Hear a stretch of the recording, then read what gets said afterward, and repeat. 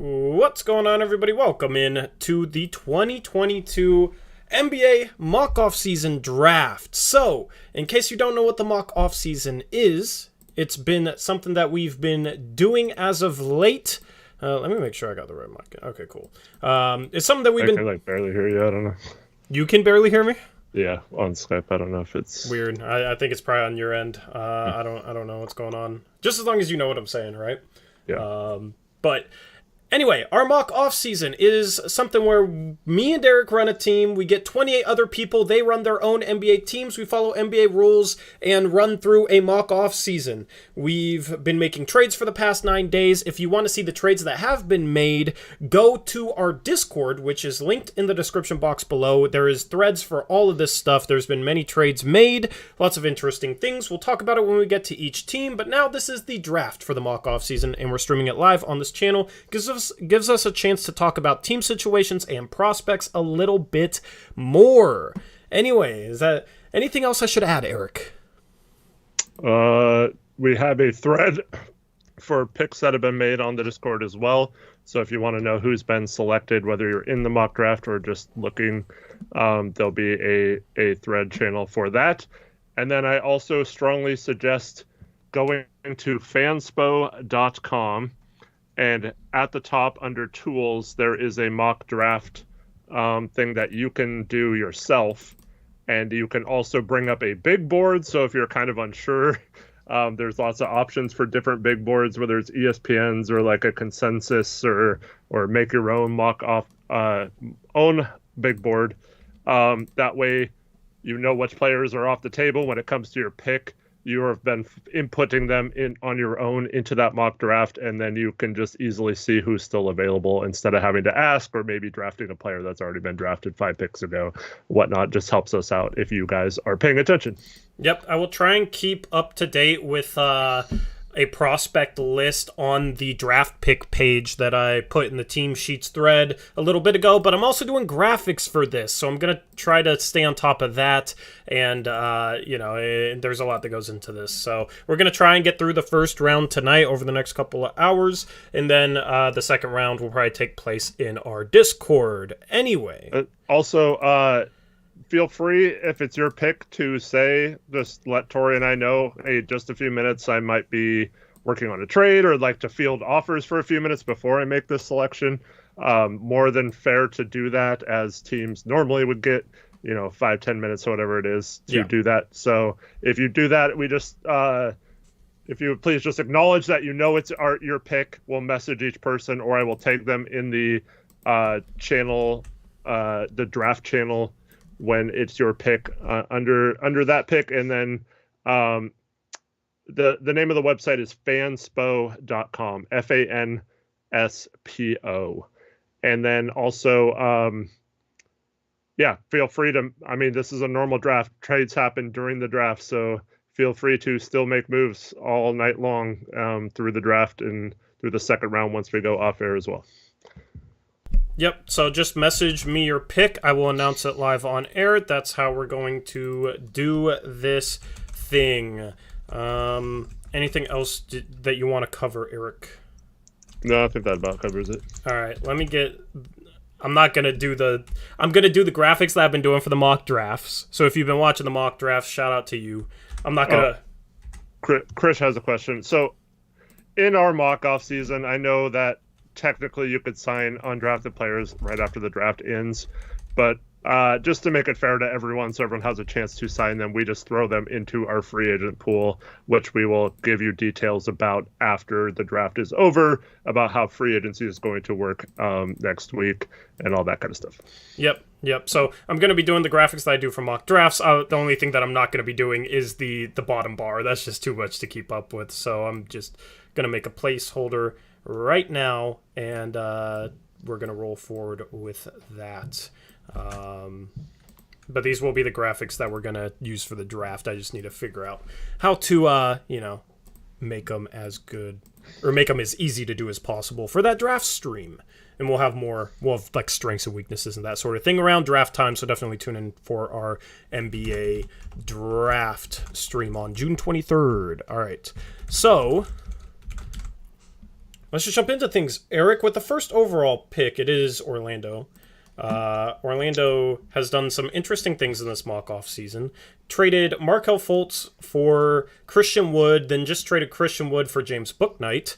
I'm running Charlotte. It was a 3-team trade with Christian Wood going to Atlanta. We'll talk about Atlanta later, though. Let me change this bottom banner, because that doesn't make much sense. It's not Mock Draft 1.0. It's the Mock Off-Season Draft. Anyway, let's just announce the first overall pick. With the first overall pick in the 2022 Mock Off-Season Draft, the Orlando Magic select Jabari Smith, the forward out of Auburn. Eric, this is your guy, your favorite player. Still your number one in the draft right now? Yes. Okay, he's been Eric's number one guy for a while now. He is, right now, the top 3 prospects are close. It's going to be interesting to see who Orlando goes with in real life. It's rumored that they're leaning towards Jabari Smith right now, but of course Paolo Banchero's in the conversation and Chet Holmgren's in the conversation as well. They end up going Jabari Smith. What do you think about Jabari in Orlando, Eric? Interesting fit. I guess they have some scoring guards, so they have a little bit of shot creation already. They also dealt Jonathan Isaac already, so they don't have his defense anymore. They now have a hole at center pending re-signing a certain free agent.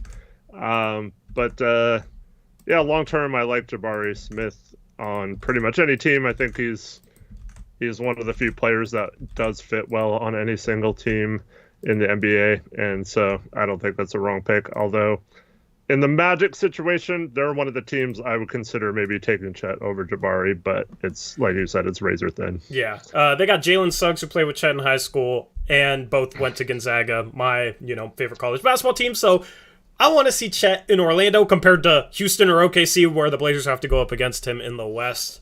So I'm rooting for Chet to go number 1. But Jabari in our mock off-season draft, I am happy with that because I have the number 2 overall pick. I already leaked who I'm going to take. I'm taking Chet Holmgren out of Gonzaga. Accidentally had it flipped over. So I traded up for the second overall pick. I traded Gordon Hayward to Portland. Portland traded down from 7 to 13, got Gordon Hayward, got PJ Washington in that trade. And I was able to trade up to 7. I then had a couple later first-round picks that I combined with 7 to trade up to 2 for OKC. And for me, I will gladly take Chet. Play-by-play, yes, absolutely. I will gladly take Chet. Here's the thing with Charlotte in reality. They need to become a better defensive team. They need to hire the right defensive coach first and foremost, okay? And then they need to try and surround LaMelo Ball with better defensive players. So, obviously, Charlotte probably is not trading up to the second overall pick, but being able to just add a defensive player like this would be a great addition for them. They have the offensive firepower. They just need the defense. So that's been my whole MO, is trying to put Charlotte in a position where they can add to the defensive end. And I take Chet Holmgren number 2 overall. Any thoughts, Eric? Zach says, what a crazy pick. He's not even a top 10 prospect. Yeah, you haters. I wish Chet would be interesting in Charlotte if they got lottery luck. Obviously, they're at 13th. That would have been extremely unlikely, but he would be intriguing in Charlotte, in my opinion. Anyway, do you want to move on to number 3 already? Yeah, well, first of all, Chet would be insane fit on that team, the Charlotte Hornets, so good job there. Like you said, not realistic, but yeah, it's a great move to get up there and get him. And I think that's a really good fit. Yep, and on draft night, we will probably know who is going 1, 2, and 3. Normally, you get a pretty good feel before that. It's kind of the case with the top 2 picks in this draft. Things are going to slow down now because people have to submit theirs once they're on the clock. So let's jump to the 3rd overall pick, which is not in yet. Now everybody gets, few minutes to make a decision, a couple minutes. Ask if you need more time than a couple minutes. But the 3rd overall pick is being made by Arshad. So if you want to message Arshad, I assume Arshad's in here. I keep tagging people in the draft selections thread when it's your pick. So Cool. if you need me to message you as well, please message me and let me know so. But that tag in the draft thread should let you know. All right. And Arshad says he's online. So, and then just real quick, for some reason, Trevin doesn't even respond to messages on Discord anymore, and it's kind of frustrating. Why is Trevin just MIA? I don't know. Like, I mean, he could at least message people back and say, "Hey, no thanks," or "Yeah, that's yeah, like let's talk about that," or something, you know. But no, he just doesn't respond. So Trevin, man, that's such a Trevin. Kind of weak, man. Yeah, come on, Trevin. Anyway. We have the third overall pick already in, so let's just jump straight into it. With the third overall pick, the Houston Rockets select Paolo Banchero from Duke, which makes a lot of sense. I think Houston takes whichever one of the power forwards is left here at 3. What do you think about Banchero's fit in Houston, Eric? I think it's a really good fit. They don't really have a true point guard, so he can utilize his ball handling skills and shot creation more so than if you're playing with ball dominant guards. So I think that's a really good fit for him, and the shooting might not be great on Houston right now, but overall I think you can address that later, and I think that's the perfect fit for them at the 3rd pick. Yep, I agree with that. All right, so up 4th is going to be Krish. Do they know that they message you or whatever? Yeah, message me the pick. Did we say that? Yes, I think I did. Message me the pick. But first, before we get Krish's pick, shout out to Brian Tadovich, $10 dono. He says, Daniels or Mathurin? Daniels has better measurements and is better on defense. Wouldn't that work better for our team? I love Mathurin, though. Starting to think the 7th pick is a blessing in disguise. Thank you, Brian, for the dono. I want to avoid talking about like Blazers draft stuff since this is our mock off-season draft, but I'm starting to like Dyson Daniels. And I was high on Dyson Daniels before, but he's definitely very intriguing, and I wouldn't hate him with the 7th overall pick. Thank you, Brian, for the dono. And then shout out Chris S., member for 16 months. He says, maybe next year I won't trade my first round pick and get to have fun on draft night, but I had to get rid of Duncan Robinson. No surprises in the picks yet. Yeah, Chris S. traded Duncan Robinson in the 27th pick. He's Miami, and he traded those 2 assets for Jeremy Grant. Really solid trade on his end, in my opinion. It was a 3-team deal where Michael Porter Jr. got sent from Denver to Detroit, Jeremy Grant to Miami, and then the 27th pick got sent Denver's way, as well as Duncan Robinson. Denver wanted off Michael Porter Jr.'s contract with his injury issues. Anyway, Krish is up. I'm still waiting for a message from Krish, and then we will announce it.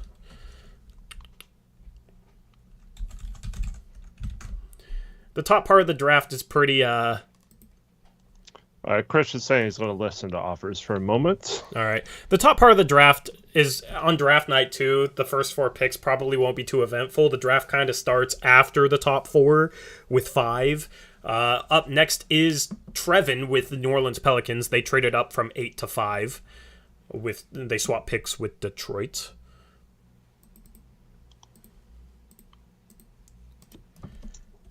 But you would think, I would understand, listening to offers with like the 20th pick or whatever when it came up. But Krish probably should have had this cemented in place considering how high of a draft pick it is. But, I'll give him some leeway there.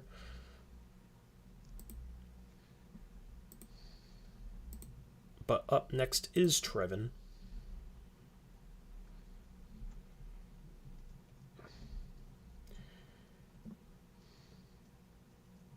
Krish, if you don't even have any discussions on the table, you need to draft, man. You can't just sit here if you aren't even in talks. You can wait a minute or two, but we can wait a minute or two. But he says, "I'm just trying to put pressure on other teams. I know who I'm taking." So you're probably not gonna come to an agreement in 1 minute. CAA, you are wrong, my guy. You are absolutely wrong. I can respond to chat hate. I got a moment. Thanks, Krish. I got a moment to respond to some chat hate.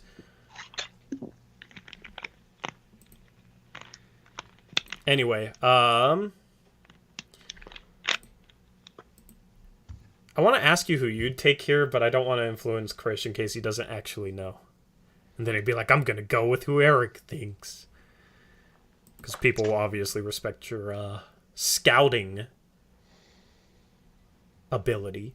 Just like they respect Mike Schmidt's scouting ability. We dropped a stream talking about Mike Schmidt's last night on our second channel, Blazers Uprise Live. Go subscribe, link at the top of the description box below.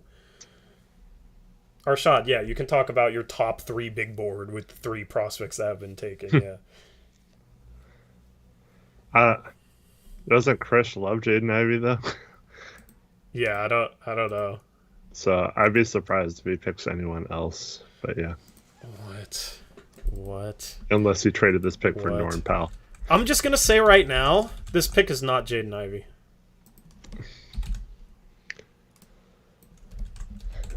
All right. Well, let me make the graphic for it, and then just toss it up on the screen.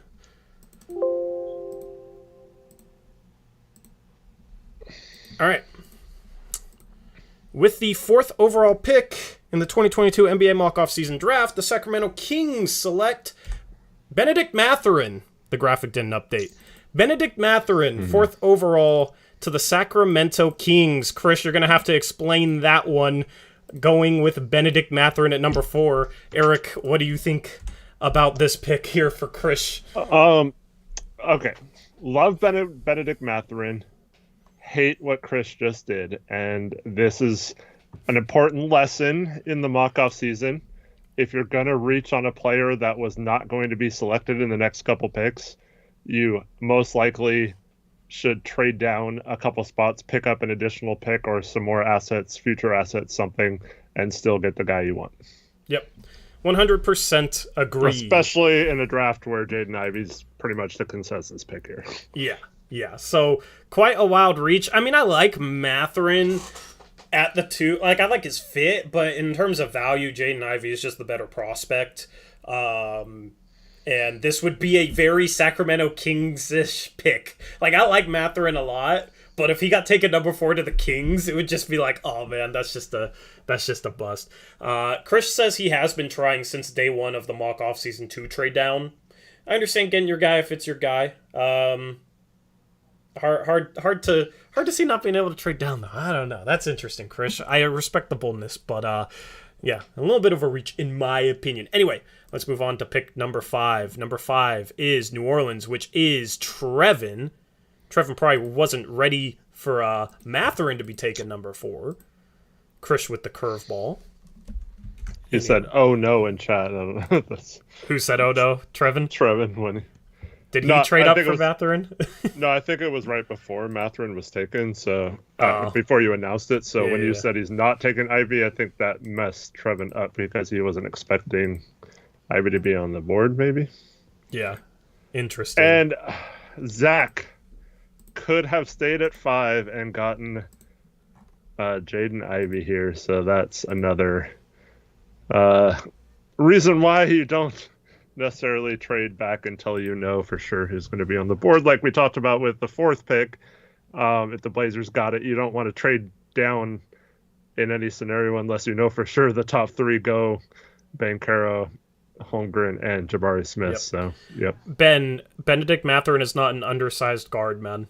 You need to look at the measurements. What the heck? He's like an oversized. He's an oversized guard. Maybe guard, slightly man. Undersized small forward, but not really. Yeah. I don't even feel comfortable calling him an undersized 3, let alone an undersized guard. Anyway, we're waiting on Trevin. Trevin, send me a message. Chris, after he made the pick, said "bang" in all caps. So Chris has done a decent job. I thought Chris might troll, and he's actually taken it pretty seriously and done a better job than I for Norman Powell. Yeah. You know, I was worried about something like that from the Norman Powell fan. But anyway, waiting on Trevin. Trevin has a decision to make. Up next at 6 is Indiana. They did not trade their pick. And then 7th is OKC after trading down. And then 8th is Detroit. Eric, you have 9 and 11 as the New York Knicks. You traded Julius Randle to the Spurs for the 9th overall pick in a deal that includes some other things.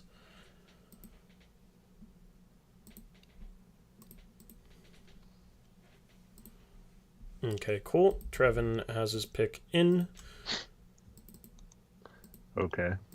What? Dude, is it that hard to just say no thanks? Like, I don't know. It's frustrating. I don't even know what you're talking about. Anyway.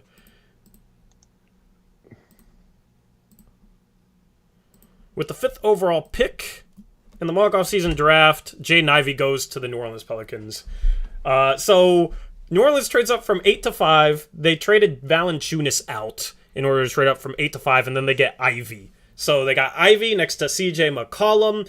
Trevin hasn't done much in this mock offseason. He was pretty active in last year's mock offseason. This year, he pretty much just did that trade. Has he made another trade other than that? I think that's been his only trade. I think so too, yeah. Yeah, but it gets him Him and Jaden Evan Ivey. have only made one trade. Yeah, but it gets him Jaden Ivey. So starting guard next to CJ McCollum, pretty good mock off season considering how quiet Trevin's been. He basically walks into Jaden Ivey here at 5. That's, a great pick for him. For anybody asking about second round picks, go join our Discord, our main Discord. We're going to be doing probably part of the second round, maybe the whole second round in our Discord. So we have a thread with draft selections. Anyway, up next is Indiana, Eric, and that is ran by Thomas Saransky. It's a interesting pick for him. There's a lot of different directions he can go in. Mm-hmm. Be interesting to see where he rates guys here. Yeah, I'm very curious to see what this pick ends up being. And then after that is Mac Deuce, who better be here because he has 5 first-round picks.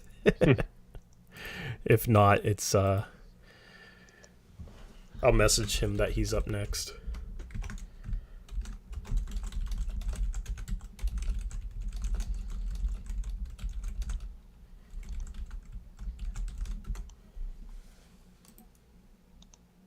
Okay, cool. He's here. All right. Awesome. Just wanted to make sure to message. Just hadn't seen you in chat.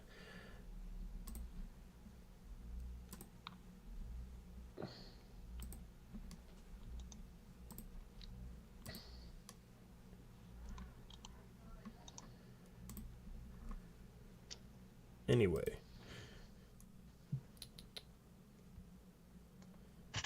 He's going to check messages for a minute. That's fine. When we do have the draft stream, we'll talk a lot more about prospects and certain, who we like for each team. For New Orleans, if they stay at 8, I mean, they could get a number of good fits. Dyson Daniels makes sense there. Mathurin, number of guys. They could use a 2 or a 3. I think Ingram. I don't know. Do you like Ingram at the 2? I know you're not the biggest Brandon Ingram fan, but what do you think about him playing at the 2 versus the 3? He's a 3 in my opinion. Yeah. He's a 3 in my opinion. Yeah. I mean, he has solid ball skills. Go ahead. I really like Ivy's fit there with CJ. Mm-hmm. And then you got Herb Jones and stuff that can filter in. You got the Grand Theft Alvarado. Alvarado. So they got defense, offense, quickness, shooting, creation. I really like that mix of players. Yeah. That's the thing is anybody with a hole at the 2 guard position, there's a lot of, for the Blazers, they're set on guards, so they need somebody that can play the 3. So it's a little bit more iffy. Being in this range of the draft and needing a 2 guard, you have so many options. So New Orleans is in a pretty dang good spot. That pick should be ours. Imagine if you get Dyson Daniels and Mathurin. But no. But let's not go there. Let's just ignore. Let's just not think about that. Anyway, I did not mean that's not Dyson Daniels. That's not the actual pick. I need to not do my arrow keys as what switches the slideshow. I've always done that, and I always make mistakes because I'll accidentally hit the arrow key. So I need to figure out something else out in the future. Anyway, with the 6th overall pick in the mock-off season draft, the Pacers select Shaedon Sharpe. I like this pick for Indiana. I think they need to go for some upside. They are in the middle of a retool. In our mock offseason, they traded Miles Turner to the Bulls. They also have the 14th and 18th overall picks, so they're stocking up on first-round picks, which makes it makes more sense to swing for maybe a boom or bust guy or a riskier pick when you also have other first rounders on top of that you can maybe grab some of the high floor guys later on in the draft. So I like this pick for Indiana. Eric, what are your thoughts? Yeah, if I'm Indiana, I'm going high upside, and there's not much higher upside in this draft than Shaedon Sharpe. So you take a risk. And just from what little we know about Sharpe, him and Halliburton, that's going to be a scary 1-2 punch in the future, as long as they put the right pieces around him. That has a championship level trajectory if things work out right, in my opinion. Yeah. Halliburton is maybe the perfect fit next to Sharpe in the backcourt. True point guard, but has some size. Sharpe, I think, has defensive potential, but is nowhere near consistent on that end yet. Halliburton's also kind of the same way, so I think that backcourt could be really good defensively, but it's hard to say. I don't know. But I really like the pick of Sharpe at 6, despite some potential red flags. There's a chance he could fall to Portland at 7 in real life, which would be interesting. He's definitely a prospect that is intriguing. I just wish he measured a little bit better at the draft combine. Anyway, up next is OKC with the 7th overall pick. They traded the second pick down for 7, 16, and 23, as well as a future second. All right, cool. So they traded down in the draft. They also still have the 12th overall pick, and they have the 15th overall pick. Yeah, take your time. Take your time, OKC. No rush, man. I gotta get like the graphics ready to put them in and everything. Anyway, David, I'm not the biggest fan, man. I don't like that. I don't know. I don't want to talk too much about certain prospects yet that are still on the board. I don't want to influence anyone's decisions whatsoever. Shout out Brian Tadovich, $2 dono. He says, when are you guys doing a real mock draft? We've done mock drafts over on our second channel, which we stream twice a week, Mondays and Thursdays, going live at 9:30 p.m. Pacific time. Link top of the description box below. So if you haven't subscribed to that, definitely go subscribe to that. We will probably have another mock draft in the next week and a half. Just wanted to get this mock off-season draft through and done with before we ended up doing another mock draft over on Blazers Uprise Live. So definitely go subscribe to the second channel and stay tuned. We'll have one probably in the next week and a half. Jim says, what did the Blazers do in the mock? They traded down from 7 to 13 to get Gordon Hayward and PJ Washington. They traded out Eric Bledsoe and Justice Winslow in the deal. They got Santi Aldama as well. If you want to see any of the trades that have been made, join our Discord, link in the description box below. This stream is just us plugging the hell out of stuff, I guess, but we have a thread with all the completed trades. It's quite interesting to look at. Anyway, the pick is in for OKC. Let me just make the graphic real quick, and then we are good to go.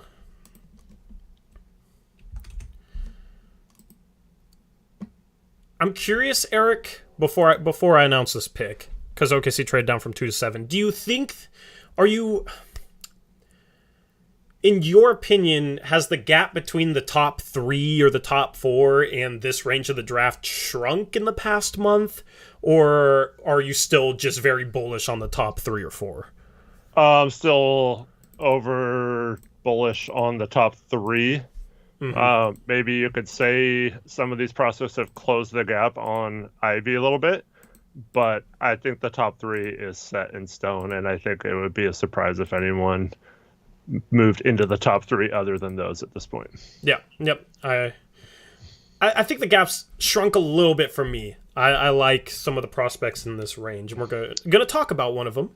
I like the range. I just don't like any of them more than the top 3. Yeah, of course not. But I'm starting to like this range of the draft more than I did like 3 weeks ago, I would say. So anyway, let's reveal the pick with the 7th overall pick. The Oklahoma City Thunder select Dyson Daniels, the wingman, G League Ignite. He's Australian. I don't know what to put up there. I just put G League Ignite. But he's been rising a lot lately, Eric. And I'm curious if you've started to like the idea of him more lately, just like a lot of NBA scouts and NBA people have lately, because it's rumored that he could maybe sneak into the 5th overall pick. He could maybe go top 5. He's definitely risen up draft board, so I'm curious. We haven't talked about him in a little bit, so I'm curious how your opinion might have changed or if it's the same. I mean, I still like other prospects a little more. I don't think it's crazy to say he's risen into the 5 range, maybe 6, 7. Defensively, I think he's going to be excellent at the next level, and you've mentioned this several times. His shot doesn't look as bad as his percentages indicate. So, and he's got some creation ability, some ball handling ability. So I could see him being very much like his teammate now in Oklahoma City in our mock off-season draft, Josh Giddey, who comes in and also like maybe a guard version of Franz Wagner, who has an impact right away on both ends of the floor. Yeah, if he can knock down threes, I mean, he's a guy that really doesn't have many weaknesses defensively, can be a secondary playmaker, has the size to play the 3, could maybe guard 1 through 4, and if he can knock down shots, then, he has to finish around the rim a little better, so he still will have, a couple weaknesses that he definitely needs to work on, but he's a very well-rounded prospect, so... OKC takes him to pair him with Josh Giddey, his countryman, and Josh Giddey rose in a similar way as a big playmaking wing late last year. Anyway, up at 8 is our mod Zach, otherwise known as Zach Landia. He's Detroit, traded down from 5 to 8, and he is now on the board.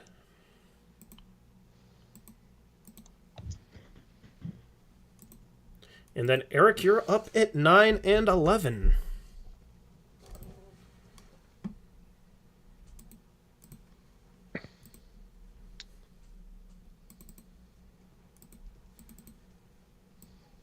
And I'm really curious to see who you take at 9 and 11. I am too. I have no idea. You don't know yet? No, I have no idea. I was just kind of waiting to see how the draft unfolded. Yeah. I had some opportunities to trade either up or back and have kind of thwarted those offers in the past, but I knew what Zach does here. Mm-hmm.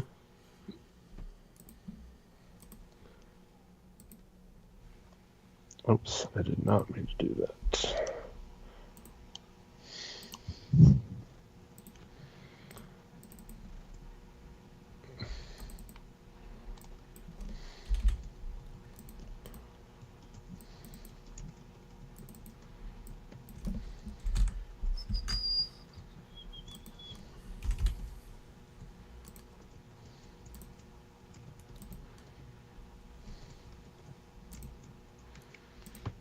All right, cool.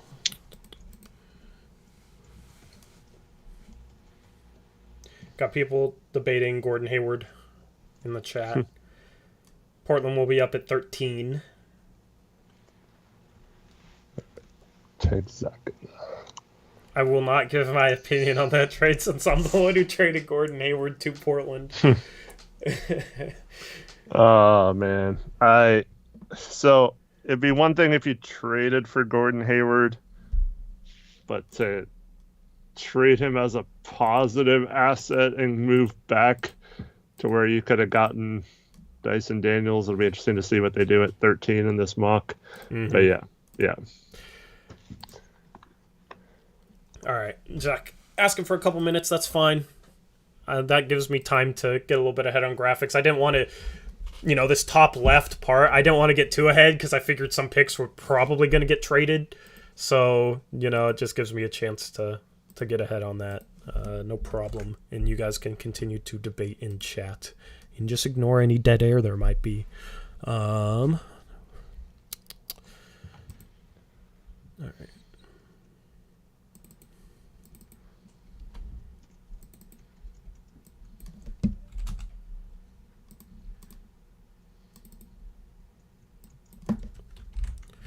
Eric, I wonder if ESPN is going to copy my graphics. You should sell them to them. I might.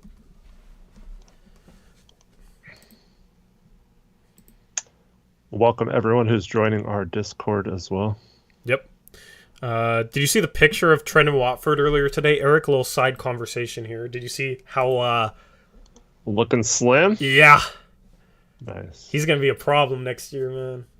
I have a feeling he could be in the rotation because Cronin is going to overpay for something.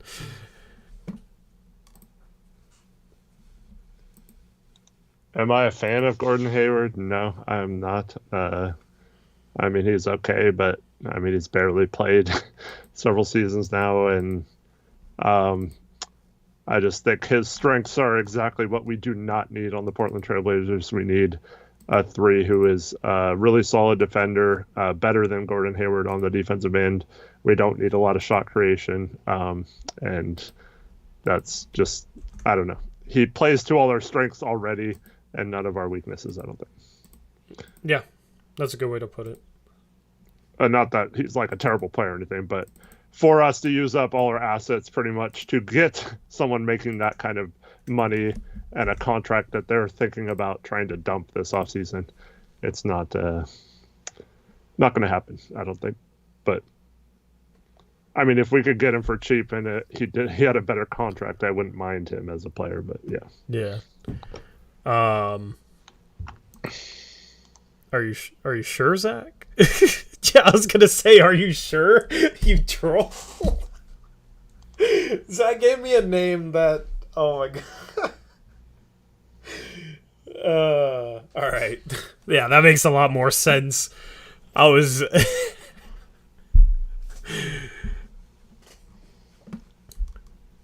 If that might have been our first vetoable draft pick, if that was true.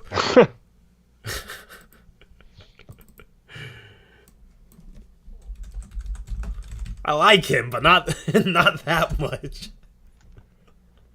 Do you want to guess what name? No, that's not. I don't want to influence other people's things. You probably said too much already. Well, I don't think anybody's taken of it here. No. But I'm not gonna say it. No, I know who it is, but I can't delete mod messages, so please don't talk about it. Come on. All right, I figured. All right, let me get this graphic set. And... This is flashbacks of the 2019 draft when you and I both like Darius Baisley, and in our mock offseason, someone traded up to like 8 or 9 to take him in front of us because we had done nothing but talk about it. Yeah. And that didn't really, even at 23 or wherever he was taken, he hasn't really panned out. So Don't put too much stock in us, guys. Anyway, with the 8th overall pick in the mock offseason draft, the Detroit Pistons select Johnny Davis, the guard out of Wisconsin. What do you think of Davis's fit in Detroit, Eric? Well, in this mock offseason, Zach could have had Jaden Ivey instead, so I don't know how I feel about that, but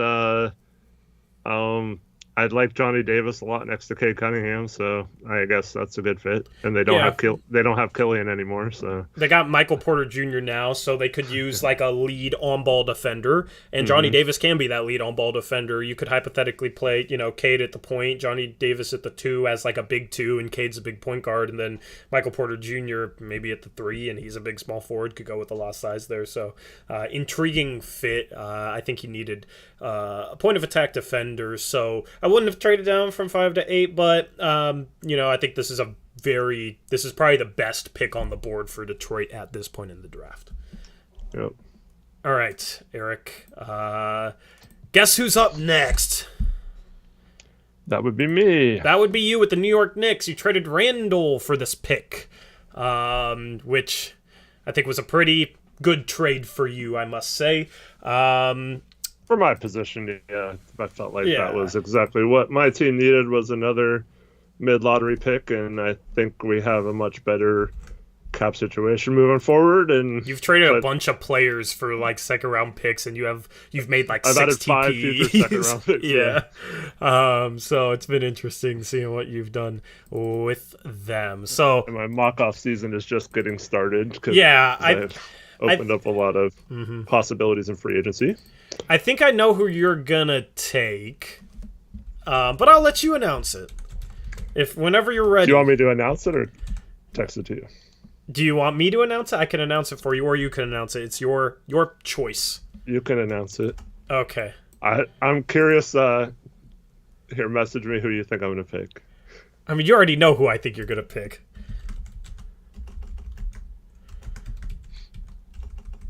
Dude, I need to turn off caps lock. There we go.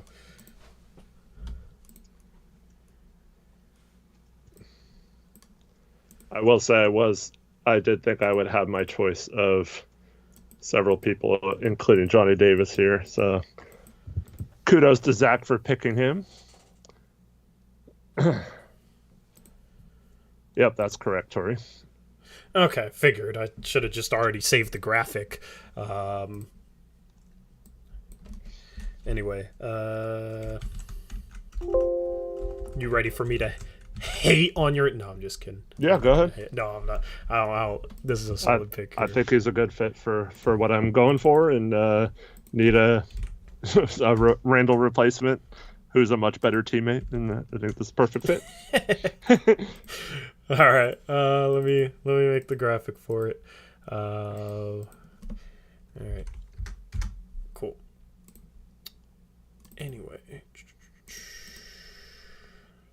with the 9th overall pick, Eric and the New York Knicks select Keegan Murray, the forward out of Iowa. No surprise there. I am lower on Keegan Murray than most, but that's with people discussing him as a potential top 5 pick. At 9, when you have 11 as well, to maybe swing for some upside, I don't know. I think he's a very good pick here, considering you have a pick 2 picks from now, and you could use a forward. I don't know about his fit if he's playing with Obi Toppin, and I like Obi Toppin there long term at the 4, but value wise, given where he's supposedly going to get drafted, this obviously would be good compared to that. I'm just a little bit lower on him because upside wise, and me and you have debated this. I don't even want to debate this right now because me and you have debated this like 3 separate times on stream. I'm just not super high on Keegan Murray's upside. I think he has a very high floor. Like at this point in the draft, easily has the highest floor in the draft, but his long-term upside, I think, is I don't know. I think there's higher upside players at this point in the draft. So depending on what you want, in Portland's position at 7, I want to swing for some upside. That's why I'm not a huge fan of Keegan Murray with our 7th overall pick. If you were just one piece away from contending, then I'd be a lot more okay with Keegan Murray at 7 for Portland. So that's kind of been my thing with him. But go ahead and state your case. Well, I just kind of disagree based on the huge jump he took last year from the previous year in college. So that leads me to believe, much like Johnny Davis and several other players that had a huge jump in their second year, that there is still some growth and ceiling, a higher ceiling than some people give him credit for. But I basically viewed him as like I said, the non-problem version of Julius Randle. We know he's going to be a good teammate. He's a super nice guy, and he's going to work his butt off. He lives in the gym, all that kind of stuff. And I was looking for a player like that. Wasn't necessarily thinking that Keegan Murray would be here at 9, but in terms of having a decent amount of players like RJ Barrett, quickly, etc., that can handle the ball, like I feel like Keegan doesn't have to necessarily have that shot creation right away.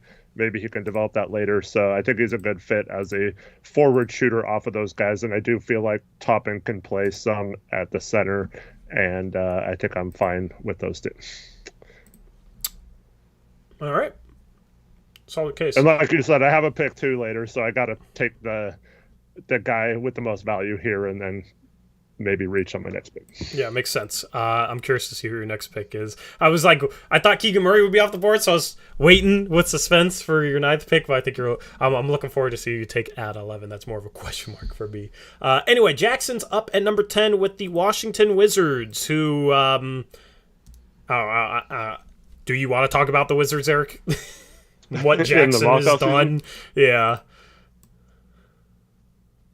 You can talk about it. He's salary dumped Porzingis, and then he got Patrick Williams in a fleece trade. And he got Zaire Williams for Jackson's Jacksoning, but he is up with the 10th overall pick. And I have to go close down the store. I will be back in a minute. All right, cool.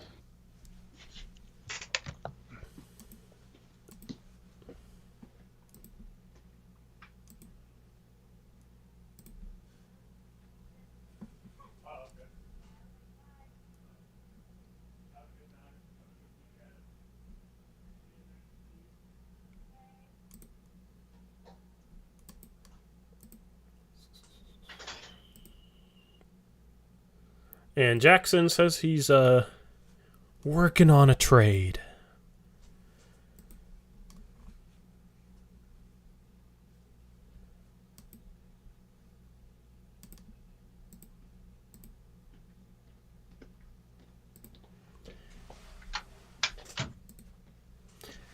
Guess.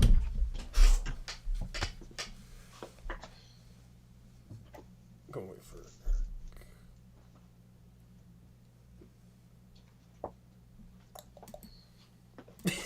Chris. Guess what, Eric? Oh, you didn't have your headphones in. Guess what, Eric? What? Jackson's working on a trade. Okay. And Chris said 5 days later. Cool. Yeah, they'll be in BC for like 8 hours. Yeah. We're doing a 24-hour stream, Eric. Let's go.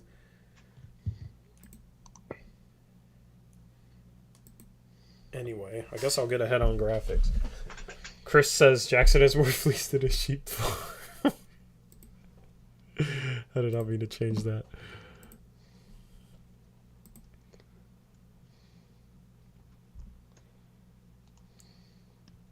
Anyway.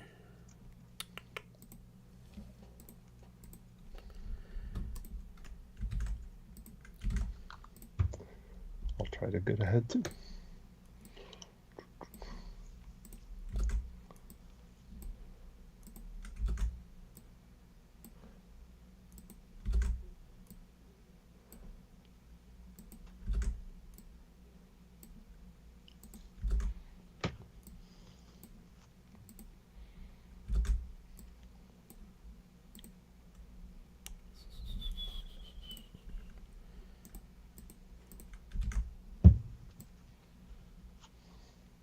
Oh, wow. We finally have a close NBA game when we're doing the stream, Eric. Of course. The one close conference finals game. Chat, you're going to have to give us updates. Dude, yeah. As Trevin's talking about in chat, dude, that's disgusting if what the Pelicans did to us or what Cronin failed to do and they managed to trade up and get Ivy on top of that, dude.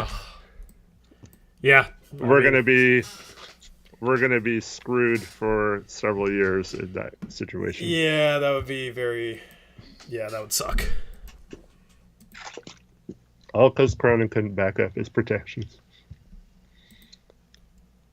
All right, Jackson is trading this pick. Ooh, to who? I do not know. I will have to make a new top left graphic.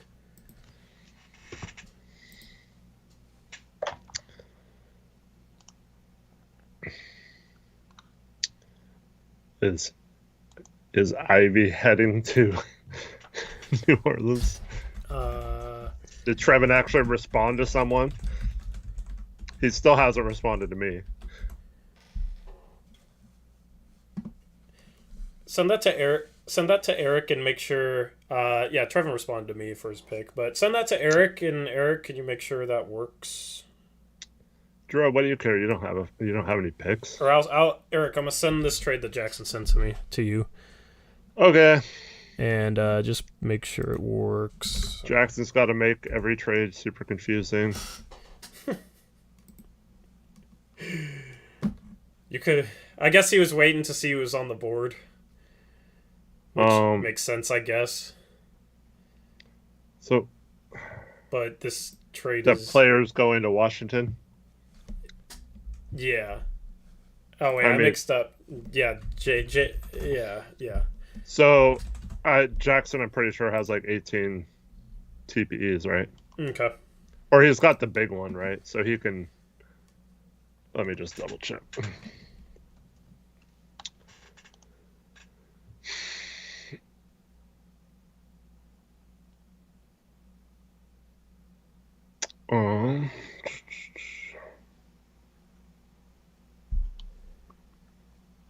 Yeah, he's got the Kuzma one, so that can fit any player, so he'll just use part of that, I guess.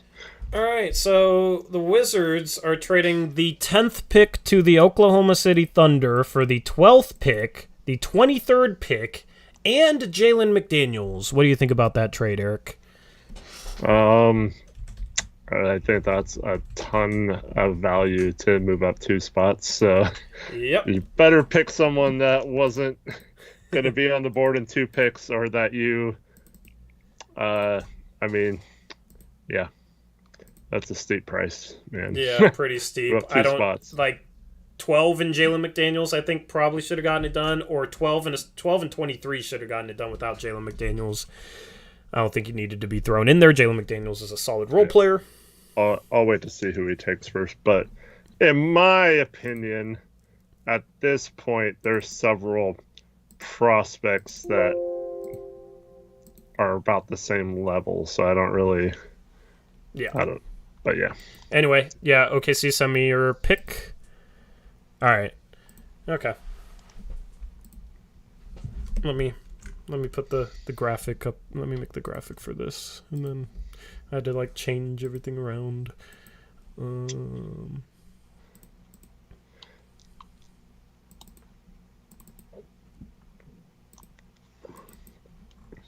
you have the team saved somewhere on the?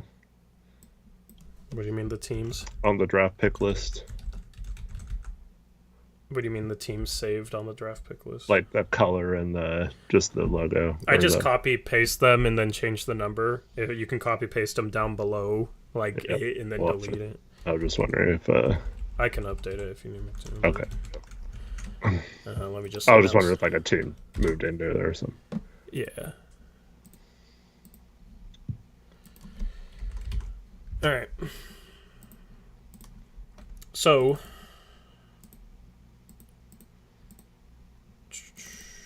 With the 10th overall pick in the 2022 mock offseason draft, the Oklahoma City Thunder select Jeremy Sohan, the forward out of Baylor. I like Sohan. They need some defensive help. They took Dyson Daniels at 7, so a good defensive player. They take Jeremy Sohan at 10, a good defensive player. What do you think about the pick at 10, given who is on the board and OKC's needs? I mean, they need bigs, but why did you trade out a top 3 then? Yeah, I mean, I like Sohan, but I like him more on a team like the Blazers or Spurs, or a team that's a little closer to needing a glue guy like that, you know? So I don't know if he makes a lot of sense in terms of swinging for home runs on the Oklahoma City Thunder, but 10th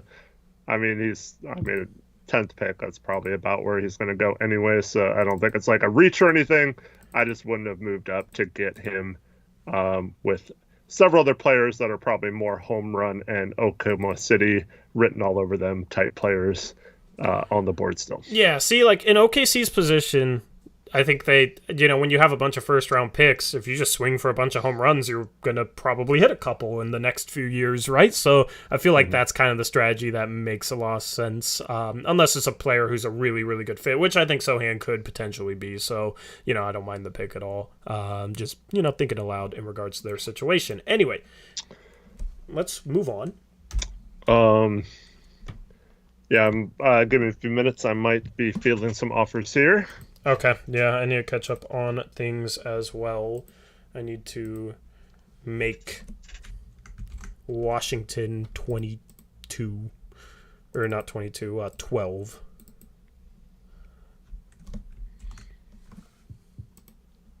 Also, I'm fielding last-minute offers if anyone is looking to move up.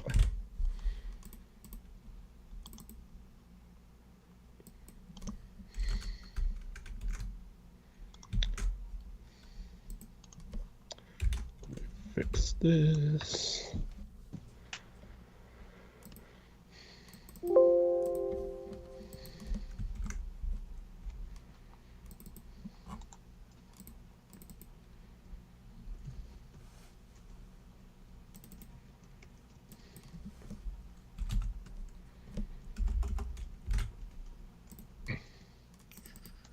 Should have had a third person on to ramble while we type. Or some background music or something.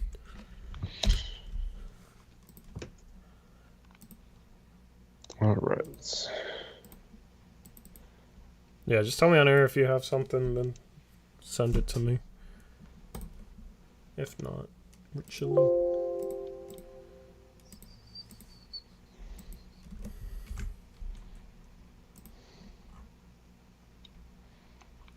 Who's at 15? Oklahoma City. Okay. Yeah, that's the thing. He also had two. See, like 15, 23, and McDaniels makes sense for 10. I think. Just my opinion.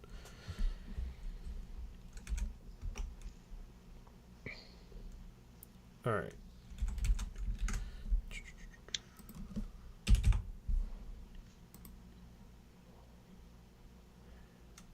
They're putting the trades in the completed trades too. I have not been, but Should we can catch up on that after too. All right.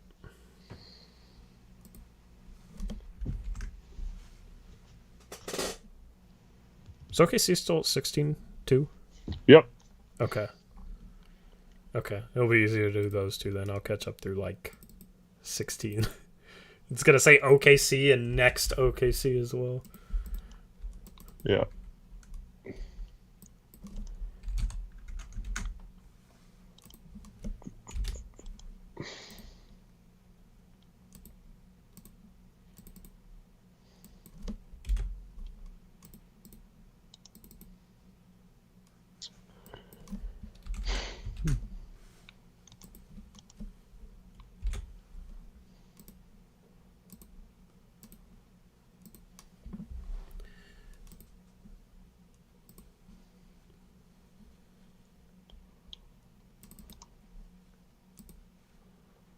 Give me one more minute. Okay.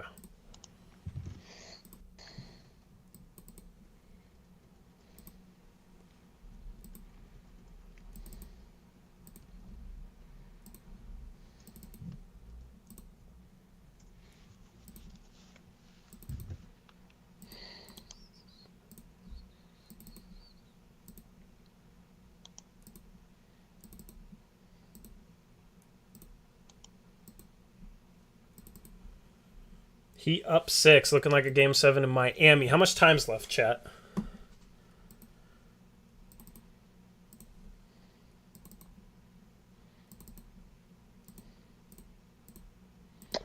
Your graphic down below says Jalen Duren. Yeah, just ignore that. I'm updating stuff. I don't know why it switched to that, but 125 left.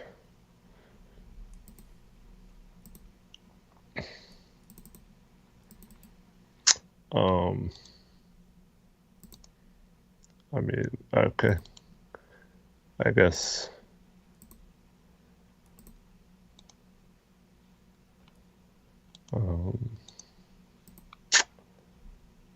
Is Do you well, have anything? I'm What's going? trying to get a hold of someone, our shot, but he is not responding for some reason, which is frustrating as well. Well, unlucky. Oh wait, he's typing. live negotiations here. Yeah, the benefits of being the host.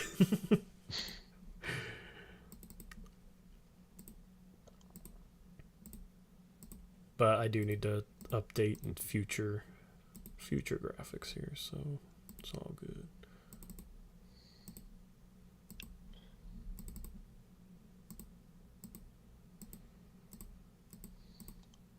I know who I'm picking if he says no, so I'm ready to go. Just waiting on.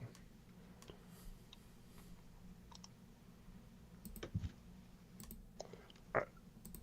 Thank you for responding, Arshad. Is it a trade or is it not? We are not trading. Rejected. All right. Let's see this Eric pick. Okay. All right. Let me pull that up here. I got like a million things open. All right.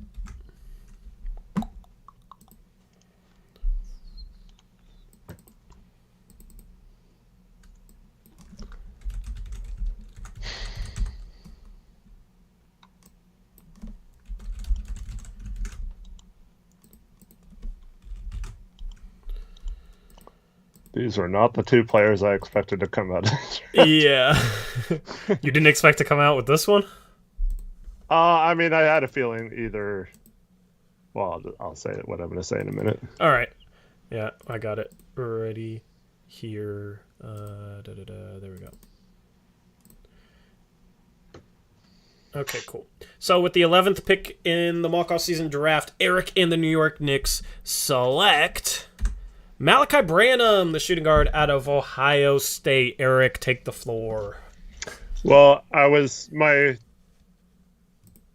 off-season plans kind of centered once I traded for 9 on getting one of Davis or Branham. With one of my picks, I felt like either one would be a really good fit next to Quickly if he continues to develop. And so, and then I feel like both of them also fit next to RJ Barrett at the 3 as well. So I was just looking for that shooting guard that could grow with those two guys.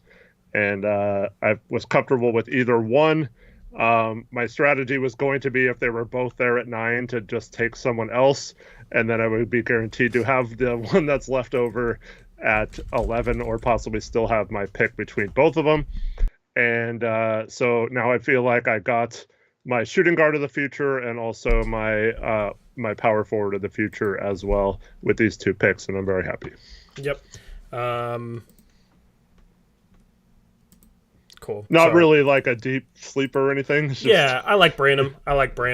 Somebody just sent me a trade that they said protected pick, and then didn't list any protections, so I'm really confused right now. Anyway, I like Malachi Branham, and I like him as a fit in New York. Branham and Keegan Murray, solid draft for sure. All right. 12th up is Jackson, just traded down from 10 to 12.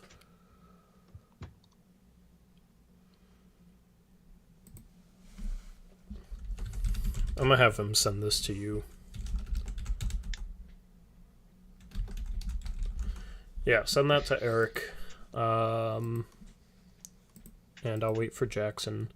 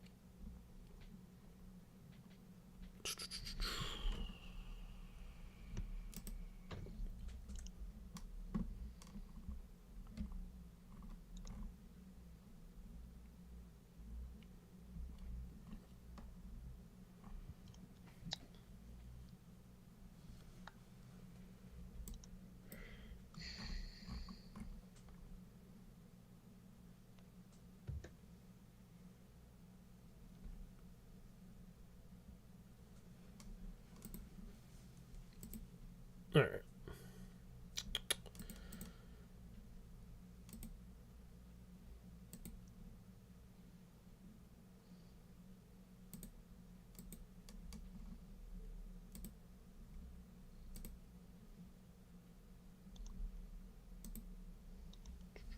$40 left. Heat up 4. Everybody's hanging out in here and watching the game. I might put it on my phone while we wait. And make sure not to put my phone by my mic. Celtics are really about to choke.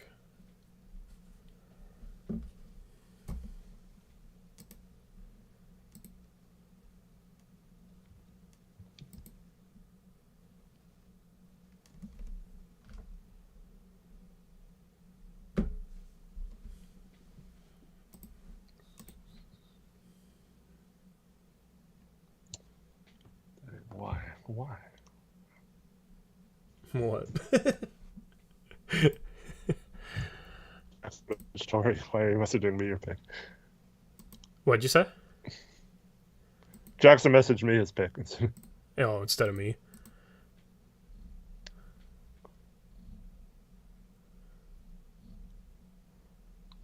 Jackson, you're supposed to message me your pick.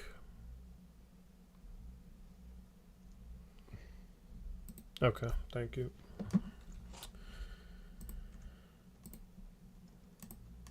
All right.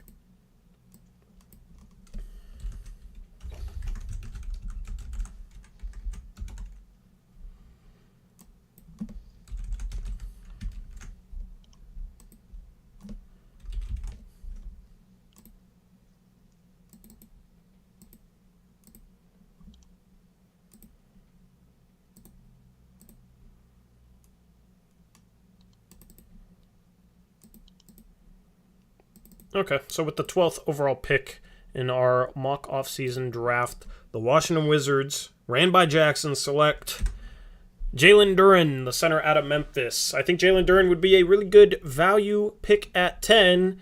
Jackson trades down 2 spots, still gets him, and gets 23 and Jalen McDaniels. What are your thoughts, Eric? Yeah, good pick at 12.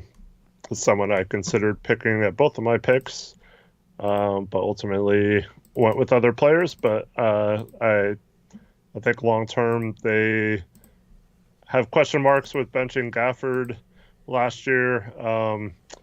There are other centers. I mean, they got Porzingis and then they traded him away, and then they also have like Thomas Bryant as a free agent.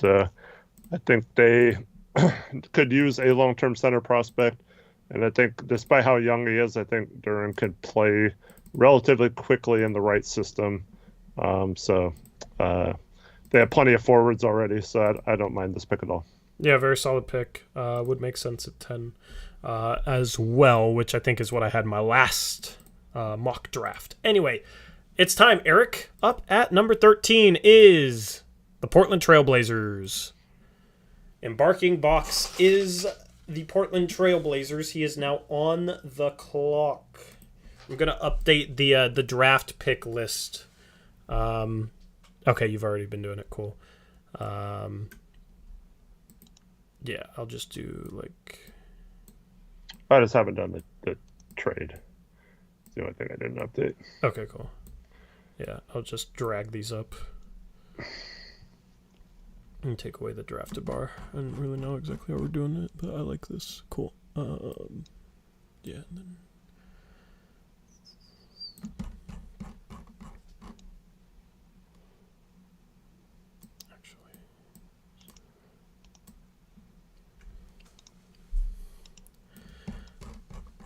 So some names still on the board. You got AJ Griffin. You got Tari Eason.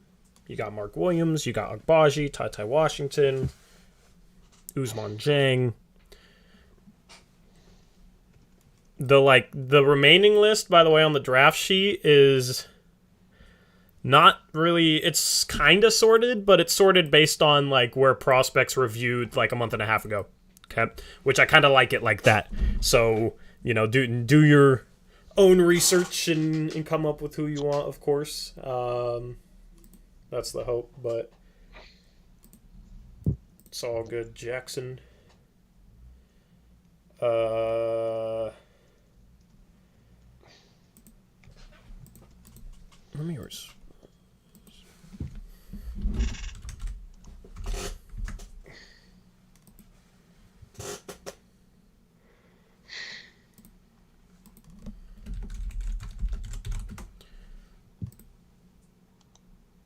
Okay. All right, Portland's pick is in.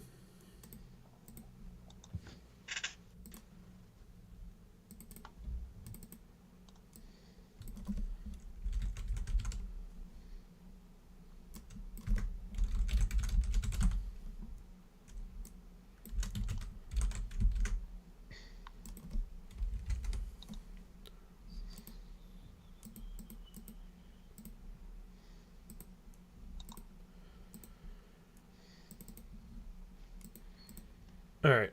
With the 13th overall pick in the mock-off season draft, your Portland Trailblazers select Ousmane Dieng, the forward out of France. Eric, what are your thoughts? Yeah, solid pick for the Blazers here, considering the value they gave up to move down here. I think still getting a solid prospect like Dieng is good. Don't know how soon he'll be ready to contribute, so that would be the only downside here with a team like Portland, who's hopefully going to take a jump back into being in the playoffs and maybe contending in the next year or two.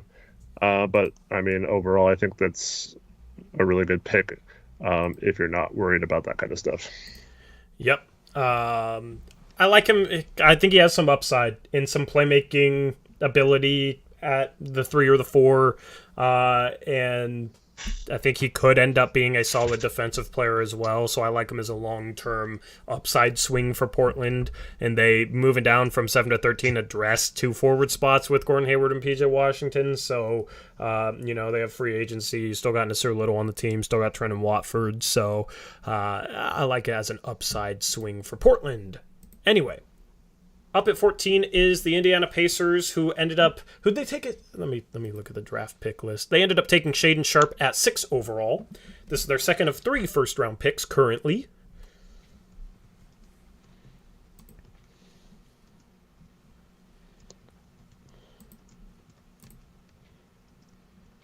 And the pick is already in. He knew who he wanted.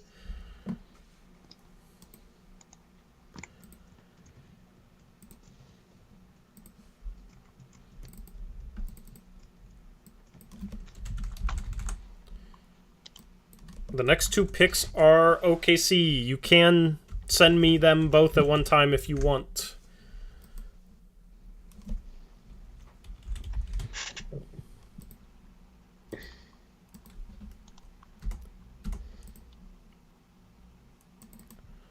All right, with the 14th overall pick in the mock-off season draft, the Indiana Pacers select Tari Eason, the forward out of LSU. After taking Shaedon Sharpe at 6, they go with Tari Eason. I really like this pick as a defensive guy that could probably play either forward spot and has some upside. You know, there's a debate as to whether how likely it is that he reaches his offensive upside. He's still a bit raw as an offensive prospect, but taking Shaedon Sharpe at 6 and then taking a really good defensive player, maybe the best defender left on the board with Tari Eason at 14, when you still have 18 as well, is a really good pick up for Indiana. What are your thoughts? I completely agree. I think this is... I mean, we talked about Halliburton and Sharpe being a great backcourt. I think now they have their defensive stopper that can make up for those two if the defense is kind of lacking, and hopefully pick up the slack and versatile switching defenders with those two backcourt mates I think that's a really, really good fit for him. Yep. Good job. Good first 2 picks for Thomas Saransky. Anyway, somebody's in chat saying, I thought the Cavs pick 14. This is our mock off season. In case you're just joining us, let's just update them. In case you're just joining us, every off season we do a mock off season. 30 of us run NBA teams. Everybody gets a team, and we run it through a mock off season. We make trades, we trade picks, we run through the draft, which is what we're doing right now, and then we'll run through free agency as well. It takes place in our Discord. If you want to see all that, we have threads for completed trades and whatnot. The link is in the description box below. So Cleveland ended up trading this 14th pick in a 3-team trade where Cleveland got D'Angelo Russell from Minnesota. Minnesota got Malcolm Brogdon. Indiana ended up getting the 14th pick. Cleveland's done a pretty good job, in my opinion. And what was the other key guy they got? That was a good trade for them. Oh, they got OG Anunoby as well. I forgot. They gave up Okoro and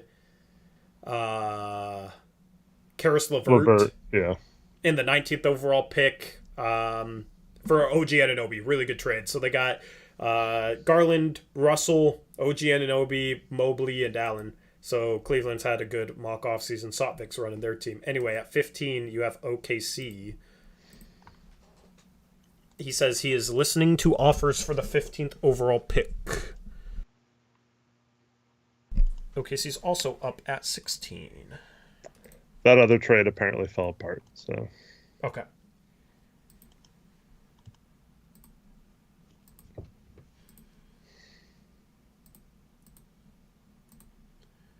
Let me close some Photoshop tabs. You guys don't want to know how many Photoshop tabs I have open right now.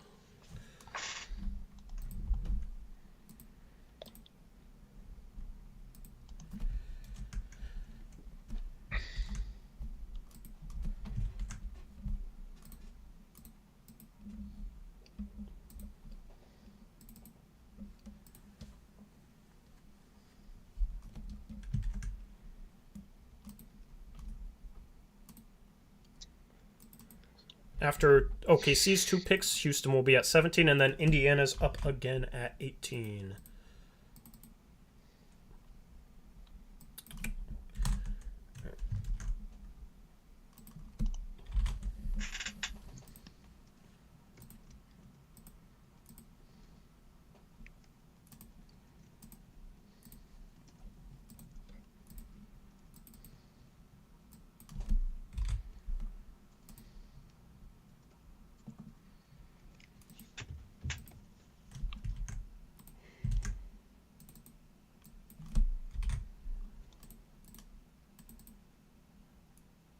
Miami ended up beating Boston. Looks like we have a Game 7 in the Eastern Conference Finals. Boston lost Game 6 at home. They will now have to go to Miami for Game 7. Which should be a pretty good game. One of the series is close. Yeah. Yeah.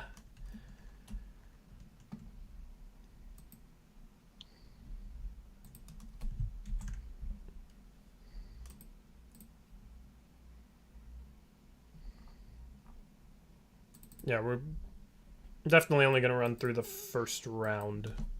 It's a lot graphically to do. Toronto's at 19. San Antonio is still at 20.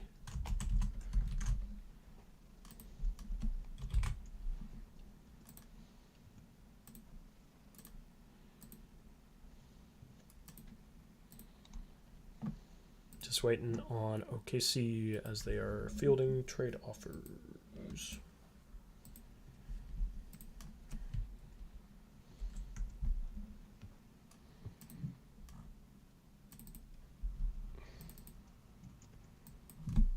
Sounds like you're working on trades, or you doing commissioner duties, Eric?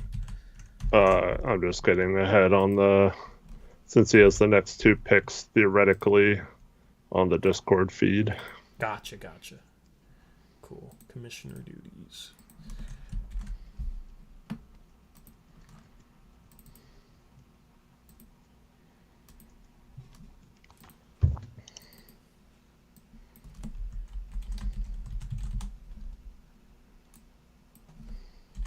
All right, OKC's first pick is in. Feel free to send me your second one whenever you want.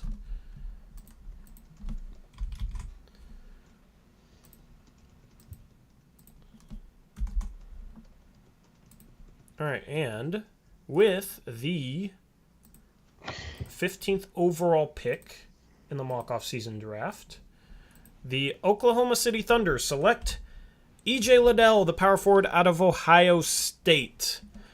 Eric, what are your thoughts on E.J. Liddell? I don't like his measurements.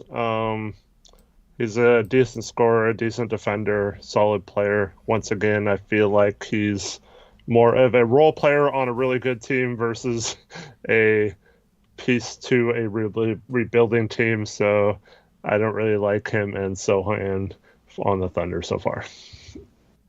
Yeah, I mean, solid pick. They took Sohan at 10, Dyson Daniels at 7, EJ Liddell at 15. I think his upside is limited given his lack of size. So I don't know, at some point, how many role players is enough?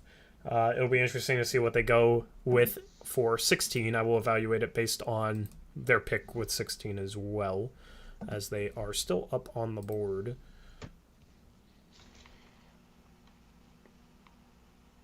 Ben Darling says, I knew half of the mock wanted him, including me. I think half of the mock is probably maybe a little bit of an overstatement there. I'm not the biggest EJ Liddell fan. I think I have him low 20s, mid 20s on my big board. I don't remember. Man, that seems like such a Ben Darling pick there, yeah.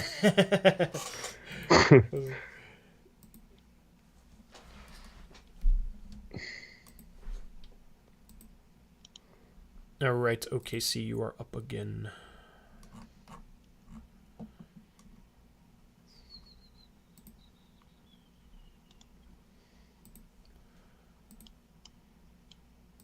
I'm going to make sure to get the graphics ahead for the next few picks.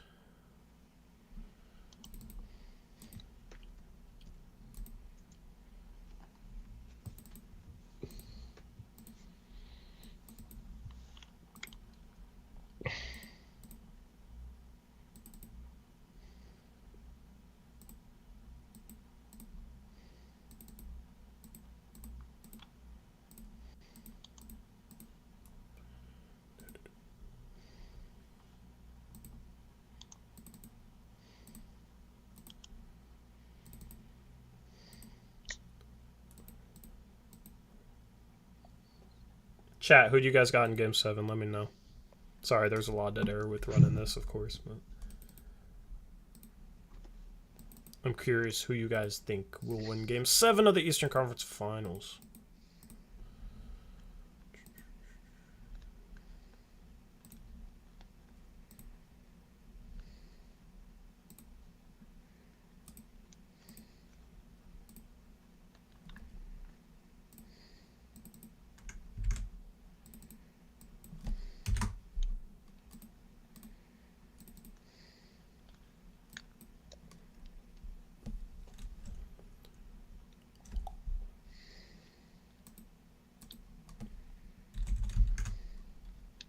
Anyway, what's up, Eric? What's up? Nothing, Sorry. just sitting. Yeah. I hate when you have a good trade partner, but at this point in the game, there's like literally no contracts that match the person he wants, so it's like impossible. Yeah, too many people have. Amazingly, I could still match any contract in the league. I have enough contract. I think I'm one of the few teams who can. That's honestly why I've hung on to Terry Rozier and Mason Plumlee. Because they add up to like, at least once free agency starts, they add up to 30 mil. So yeah. I can bring back, like 37, a little bit more than 37, I think. 37, 38 million. So that's why I've hung on to both of them. All right, his pick is in.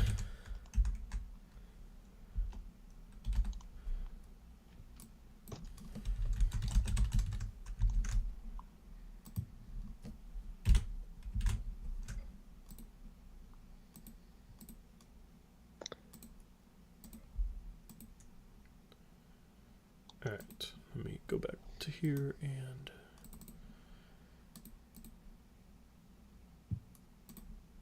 with the 16th overall pick in the mock offseason draft, the Oklahoma City Thunder select Jalen Williams out of Santa Clara. 2 Jalen Williamses in this draft. The one out of Santa Clara has been rising up draft boards. A lot of people have him late teens, early 20s. I like him a lot. I have him around this range on my draft board. So I think it's a solid value pick. For OKC, though, I think they are a team that should swing on upside with a couple of their picks. Jalen Williams might have some sneaky upside, though. I think he's one of the higher floor guys that has a sneaky ceiling. I like his game a lot. Eric, what do you think?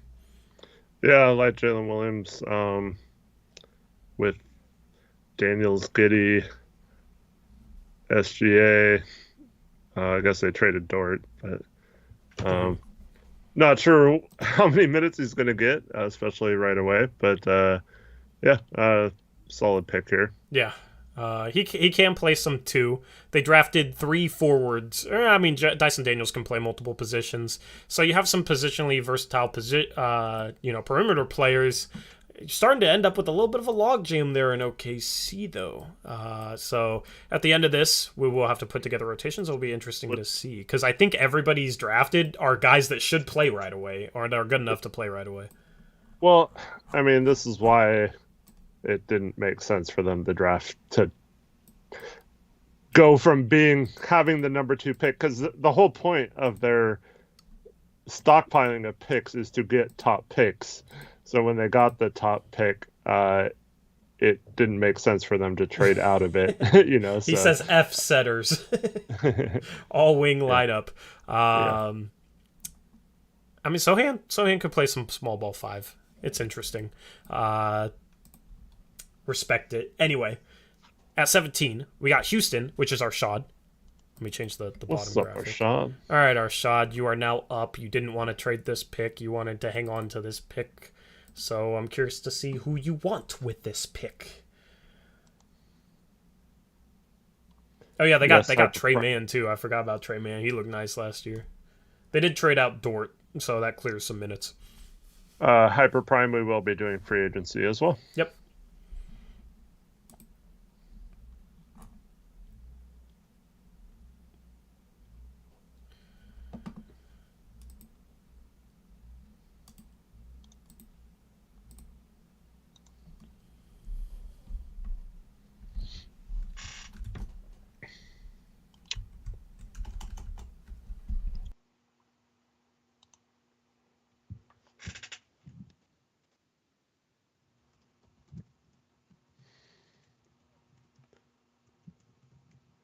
Man, in like a real draft, we could talk about players that fell, but I don't want to influence people's picks. Yeah, that's why I'm not saying much right now, honestly.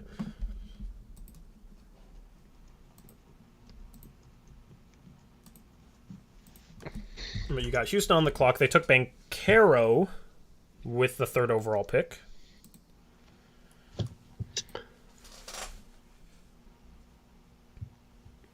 Interesting to see. There's a couple options that would be funny for Banchero. Yeah. Not necessarily funny, but yeah.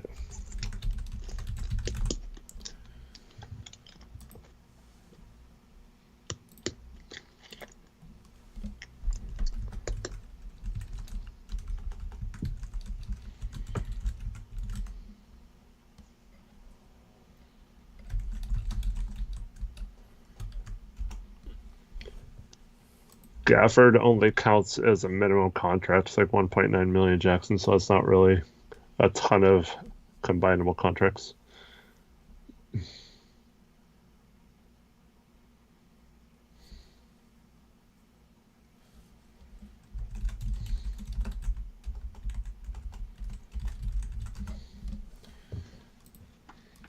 All right.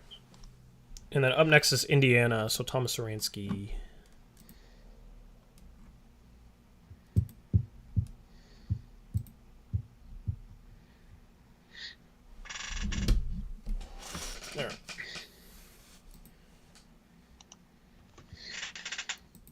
thinking about trying to trade up to this pick, but I'm gonna stand pat.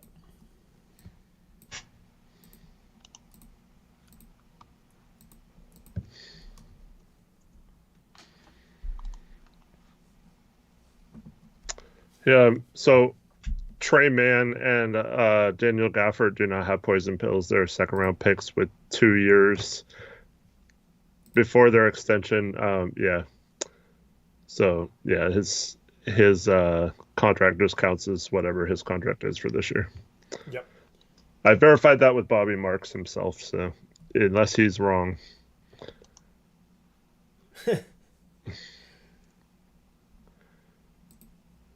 All right, Arshad. I think he might be trying to trade this. I don't know. There's another trade, not with this pick, but I just messaged it to you. Oh, wow. Okay. I mean...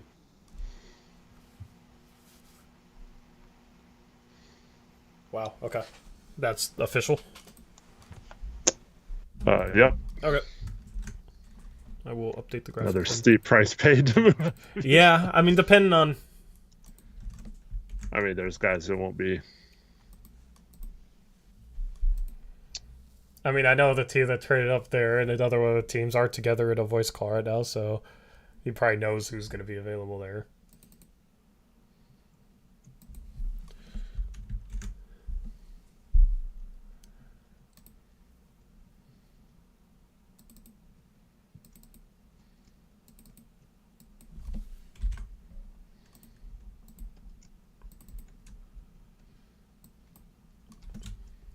Anyway, up next is not going to be Indiana. They've traded down to 24. They've traded the 18th pick to Denver for 24 and a 2023 Milwaukee first.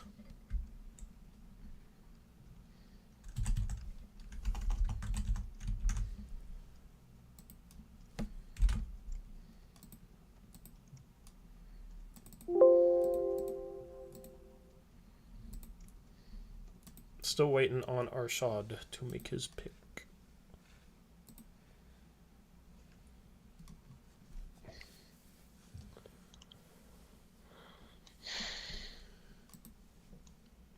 All right.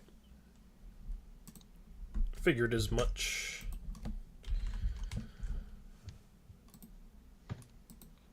With the... drawing this out so I can put it in.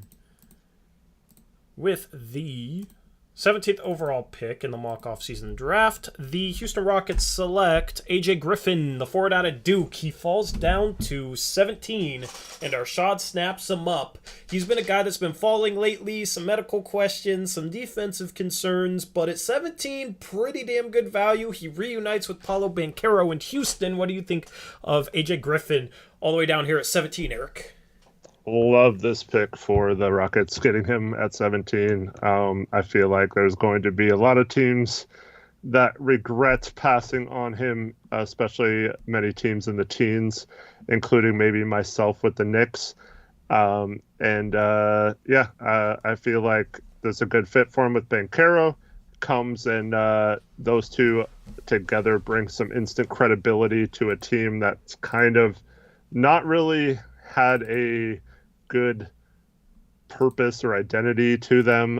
It's kind of like a bunch of guys playing basketball together. It doesn't quite really work yet, but I feel like getting two capable forwards like Banchero and Griffin, who already know how to play with each other and who are seemingly good teammates and don't lack the effort issues that some of their players in the past lacked for the Houston Rockets, that I believe that that'll be a really good fit for both of them. Alrighty. Up next at 18 is the Denver Nuggets. They traded up from 24 and used the 2023 Milwaukee first that they had in order to trade up to this spot. Their pick is already in, Eric. Mm-hmm. Jared is running the Nuggets. He's been quick with it. Traded Michael Porter Jr. out. Wanted to get off of his contract. Understandable given his injury concerns. be interesting to see what he does in free agency as well.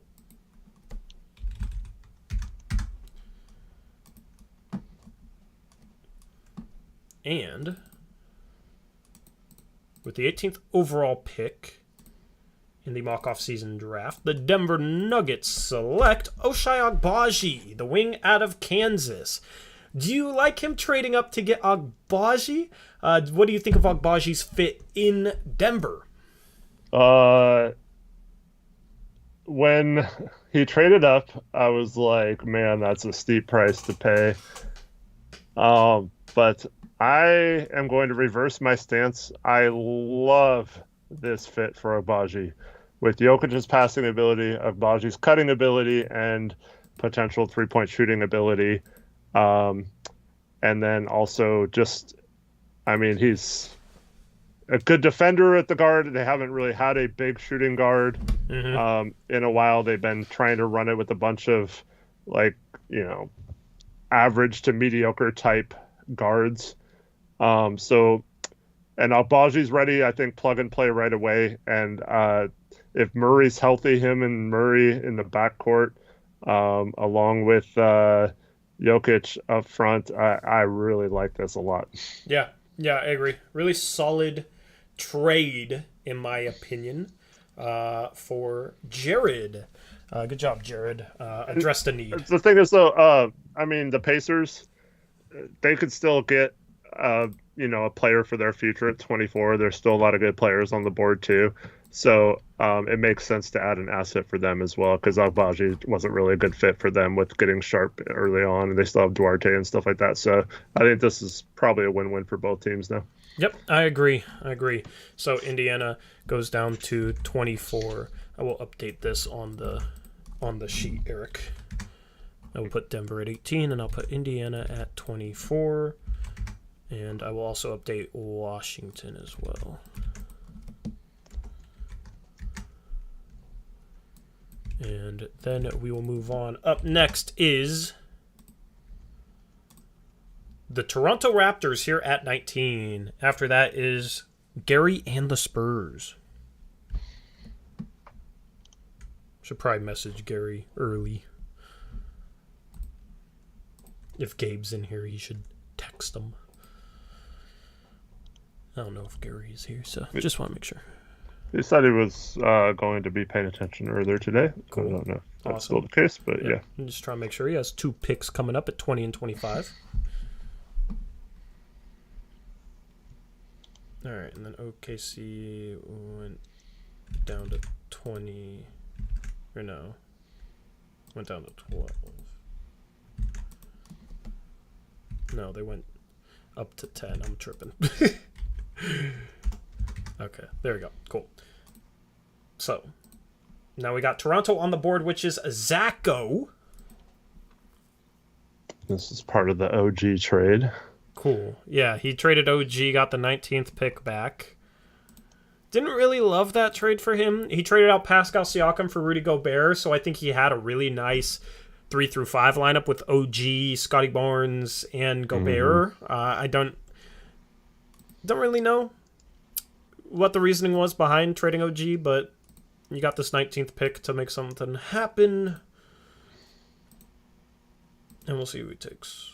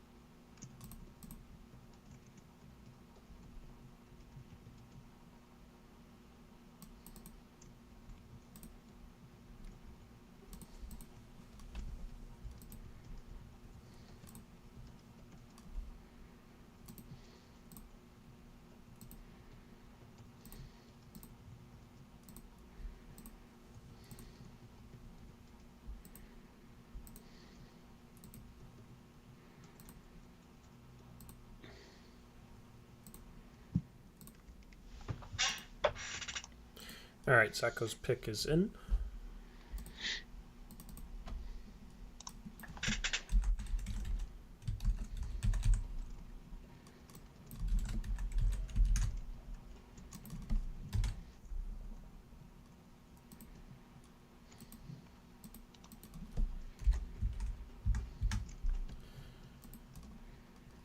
And with the 19th pick in the 2022 mock offseason draft, the Toronto Raptors select Nikola Jovic, not Jokic, the forward out of Serbia. I like Jovic, has good size for the small forward position, has good offensive skill set, questionable defensively, but you got Gobert and Scotty Barnes. I think Scotty Barnes will end up being a good defensive player, and then Rudy Gobert, a really good defender as well. So they get this pick. They take Jovic, which kind of seems like a Toronto Raptors pick. What do you think about Jovic here at 19, Eric? Love this pick for them. You mentioned that it was surprising they traded OG. Well, you get a Coro who's kind of a poor man's OG. I forgot they got someone else in that trade. But I like Jovic as maybe a player that could play off of Gobert now, and Barnes can handle the ball. Jovic is a good passer too. So I think they have a good complement of players around them. Yep. I still don't really like the OG trade, but this kind of helps alleviate some of those concerns. Yeah, he also got Malik Beasley, RJ Hampton, and Jared Vanderbilt in that trade, as well as a 2023 Chicago first. So you got some other assets on top of it. So not a, I don't know. I like this pick. That's what I'll say. I like this pick. I like Jovic, and I think Jovic is actually kind of being slept on at this point in the draft. Anyway, at number 20, you got the San Antonio Spurs. I need to make sure to...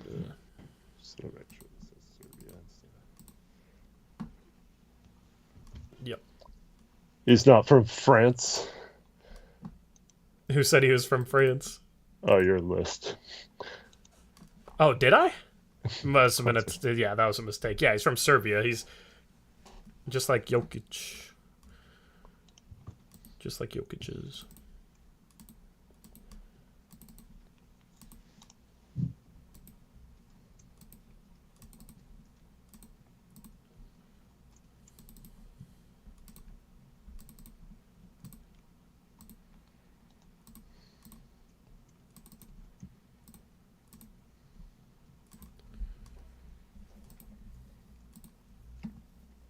So yeah, just message me your pick when you're ready, Gary, and we'll announce it. And then we'll move on to 21, which is Houston again. A lot of teams have 2 picks in this range of the draft.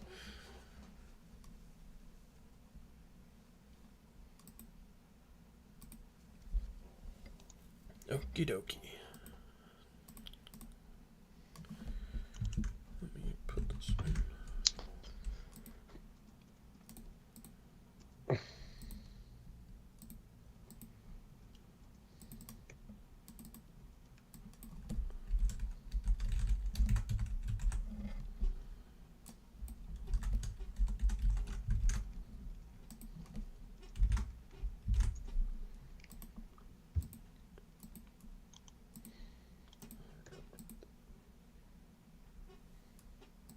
Alright, his pick is in.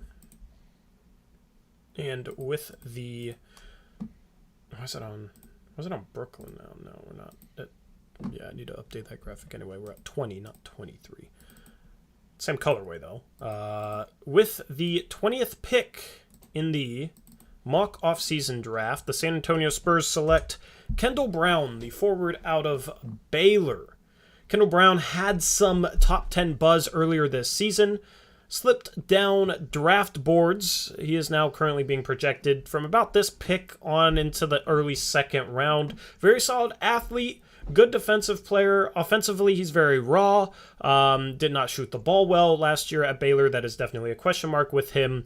But he's a guy that, given his athletic gifts and his ability to handle the ball a little bit and pass a little bit, could be more of a high upside guy here at 20. Eric, what are your thoughts? Yeah, I'm not high on Brown, but I think if there's a team that could get a lot out of him, I think the Spurs are a good fit with those type of players. They usually develop those kind of players well, so it was kind of a very Spurs pick, I guess. And I like it in that regard that he's staying true to his Spurs. Yep, and I think they need to address the forward positions. They traded for Julius Randle earlier this mock-off season, so getting a forward that can defend and maybe play off ball as a cutter and play in transition is important. It's just he has to be able to knock down threes. That is the question mark with Kendall Brown. Anyway, 21 is... It's not Denver. I thought I updated this. 21 is... Who's 21, Eric? Houston. Okay, let me update this real quick. And then... I could have swore I did update. I just didn't put it in the stream software. Okay. There we go. It is Houston. Arshad with the Houston Rockets. They took Banchero at 3 and AJ Griffin at 17. So they've had a pretty dang good draft so far. Interested to see what they do here at 21. Anyway, I'm going to get ahead on some of the graphics while Arshad gets me that pick.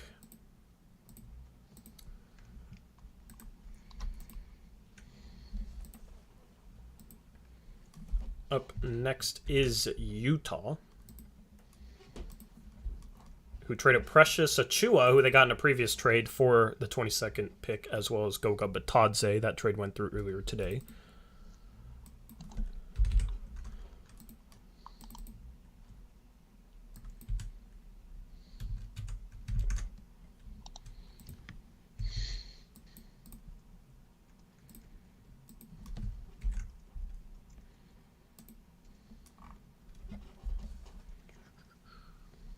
And then at 23, you have the Wizards, the pick that they got from trading down from 10 to 12.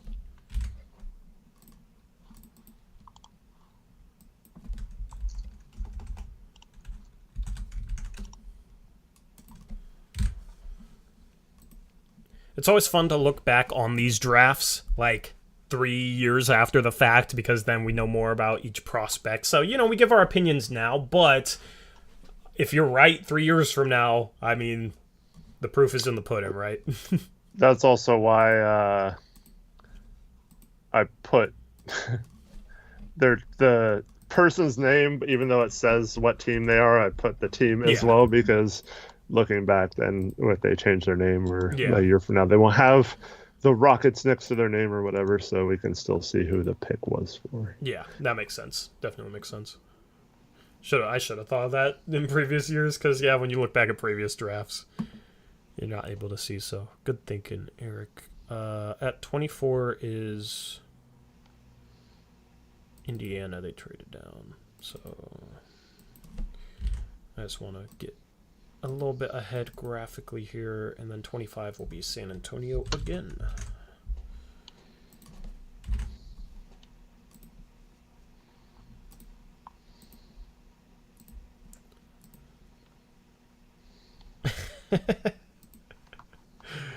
Oh man, that's funny.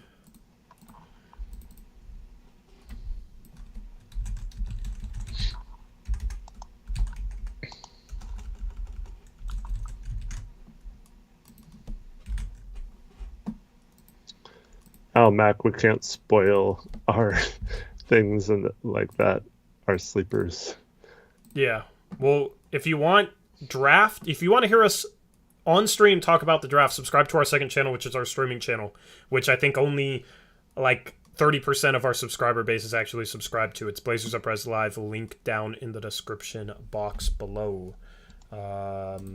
Anyway, Arshad's pick is in, and with the 21st pick in the 2022 mock-off season draft, the Houston Rockets select Mark Williams, the center out of Duke. So they took Banchero at 3, AJ Griffin at 17, and Mark Williams at 21. Nice. 3 Duke guys all going together down to Houston, which has had some locker room issues. Now you get 3 pretty high-character guys and all familiar with each other there in Houston, and all pretty good value picks in my opinion. What do you think of Mark Williams at 21? Love it.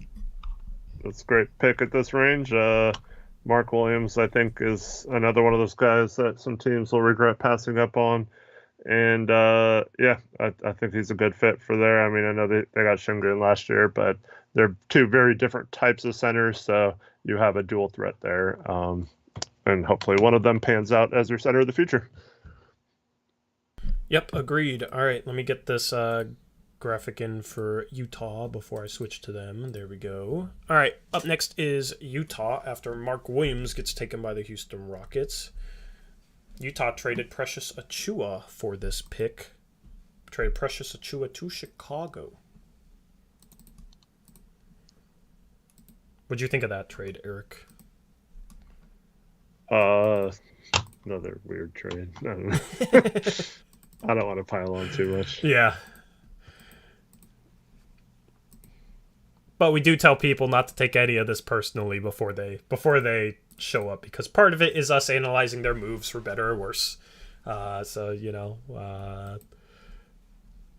we tell people not to take it too personally. It's fake trades, fake draft. None of this is real. In case you were confused. Who did he give up in that trade? He traded Batadze in 22 for Achiuwa. Oh, that's right. Yeah.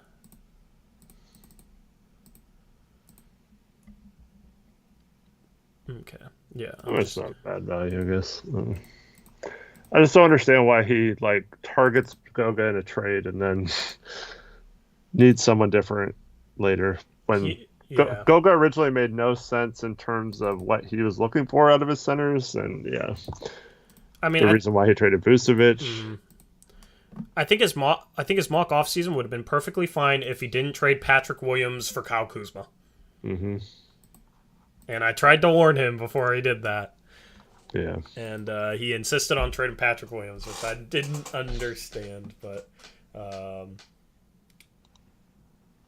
yeah. And he's even admitting that, it was the P-Will deal. Yeah, I don't know. Because otherwise he traded for Miles Turner. Traded Vucevic for Miles Turner. And there are some other pieces that were a part of that, but I like Miles Turner in Chicago. I think he's a pretty good player to have in Chicago. Meanwhile, Utah, do you want to go over what Utah has done? Utah traded Gobert for Siakam, which I thought was a really good trade, and Precious, and now they got a trigger to get back into the draft. And so they traded Precious out of that trade to get this 22nd pick. So I think he was excited to have a pick. And I think the guy he was hoping fell to him. I forget. He had a Dinwiddie. Mm-hmm. Who's I think a solid fit next to Mitchell. He added Capella. And Capella as the replacement center for Gobert. And I feel like there was something else he did, but overall. Oh, did he get Cam Johnson too from the Suns? He got Cam Johnson for Clarkson. Who I think is a really good fit, around a lot of defensive-minded players. So, yeah. Yep. All right. His pick is in. I'm really curious to hear your thoughts on this pick, Eric. And let me finish the graphic for this and then put it through. Yeah, I mean, if I got the Jazz, I probably would have just blown it all up. So it's very interesting that he went the complete opposite of that. I think the Gobert for Siakam trade opened it up for him to stay relevant. Mm-hmm. And I like what he's done since then. Yeah. Yep. Anyway, their pick is now in with the 22nd pick in the mock offseason draft. The Utah Jazz select Marjon Beauchamp out of the G League Ignite, played at Yakima Valley Community College, which was in the same JUCO division that I played in. So I played at Yakima. Of course, I didn't play against Marjon Beauchamp. My day has long passed. My long days of my days of the 2.2. Anyway, Marjon Beauchamp to Utah. What do you think of this pick? I like it. I think he's got a lot of potential. Obviously, pretty good size. Could probably play the 3-2. I think it's solid. You have a lot of good players. Your rotation's pretty much set in Utah. So to get a developmental guy, I think was a good move. Yep, I agree.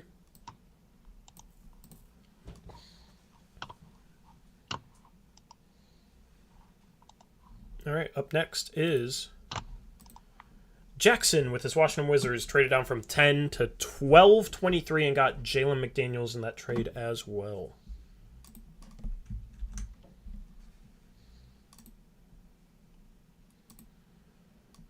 I'm going to continue to get ahead on graphics here.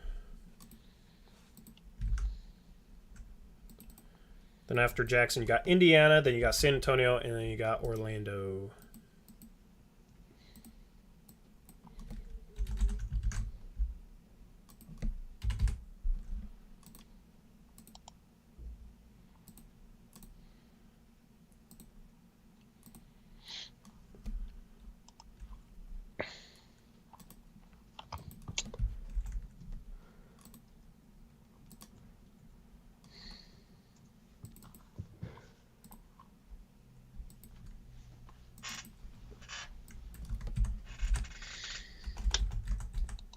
Should have just made all the graphics before, and not that many picks have been traded.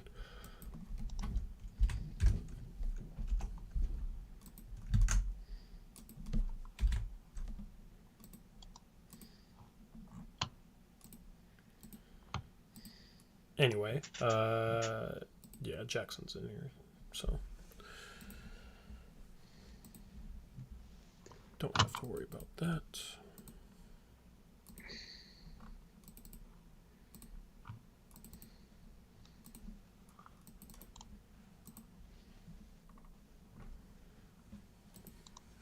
And then the stream will wrap up after pick number 30.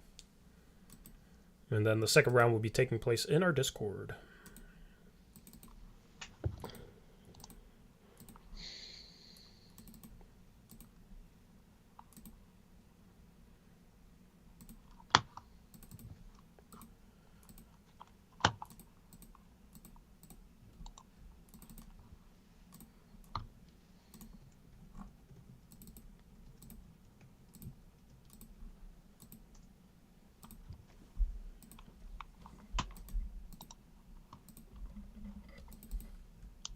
What's up, Aeromancer? Welcome to the stream.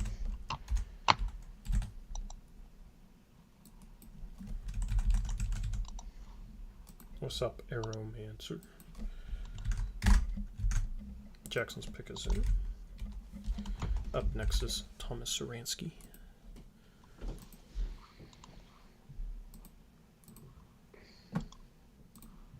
And with the... Wait, let me switch over to here. And with the 23rd pick in the 2022 mock offseason draft, Jackson and the Washington Wizards select Kennedy Chandler, the point guard out of Tennessee. I like this pick for Washington. They needed some point guard depth.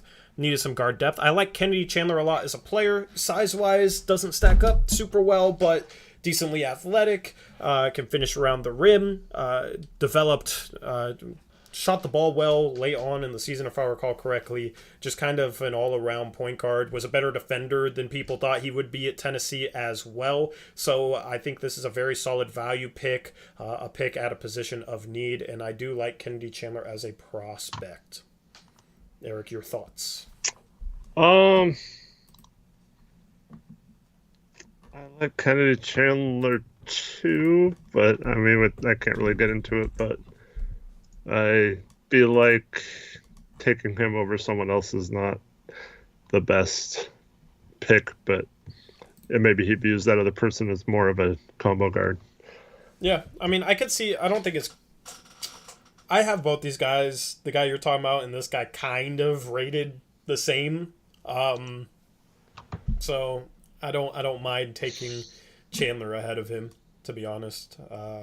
It's hard to say what the other guy will become. We'll talk about him when he's up, but another guard.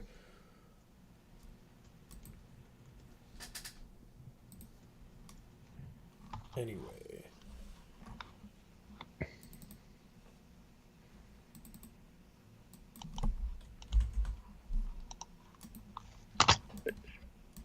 It is interesting when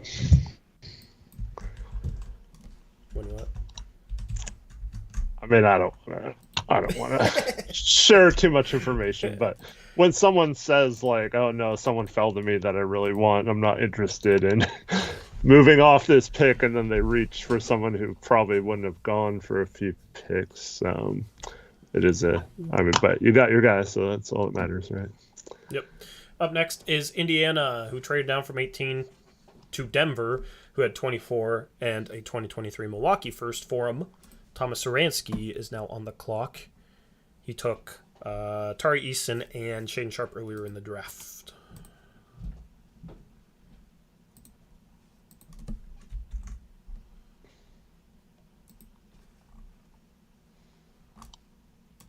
And then after that will be Gary with pick number 25 in the San Antonio Spurs.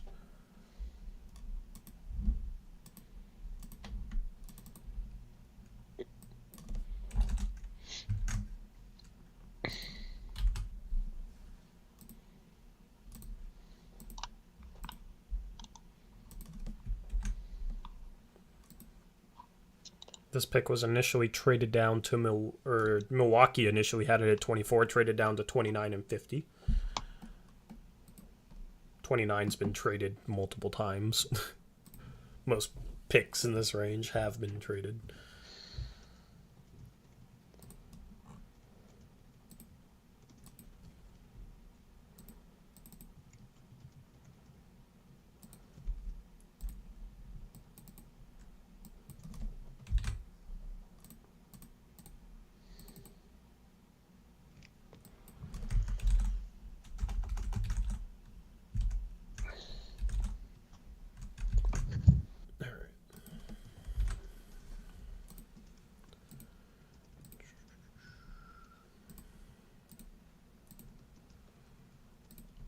Still waiting on Indiana.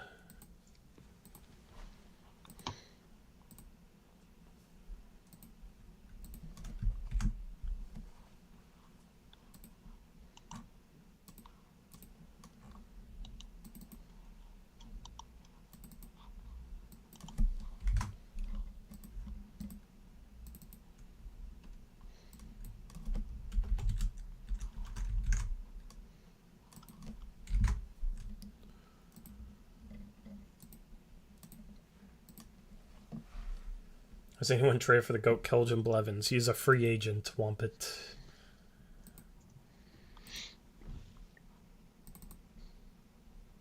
For better or worse.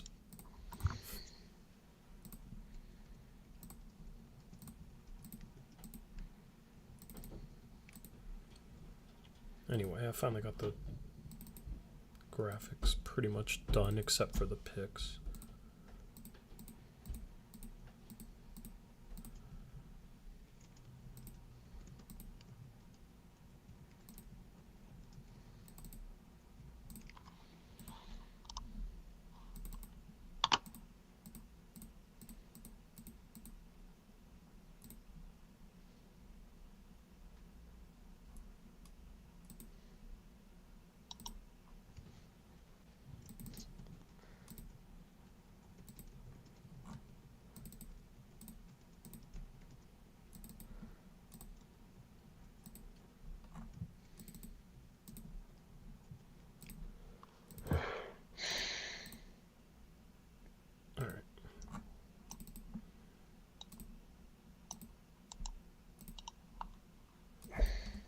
Alright, his pick is in. Let me put it together and then announce. Damn, you're slamming that mouse. Everything good? That's just right by the mic. Oh. It's like my keyboard.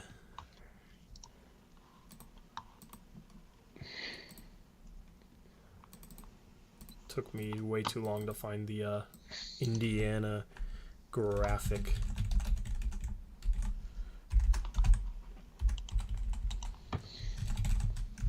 Alright, there we go.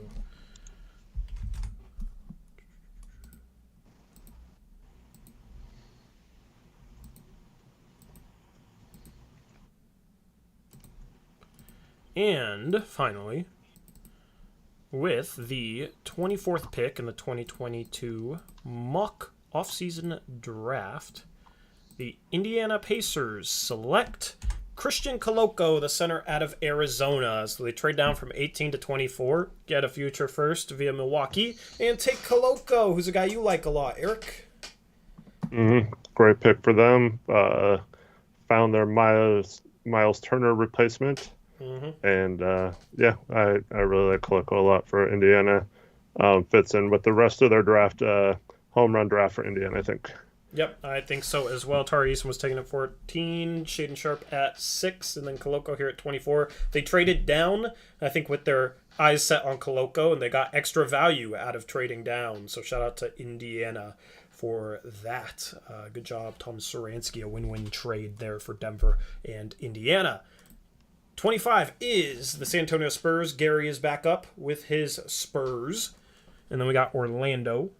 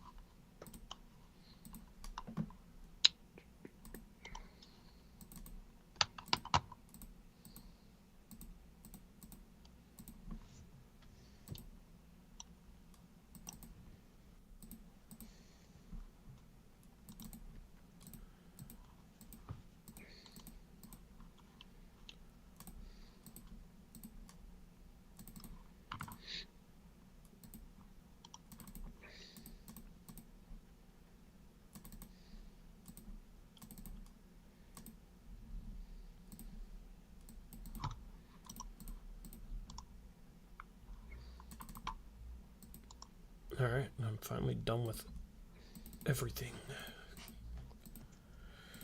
Cool.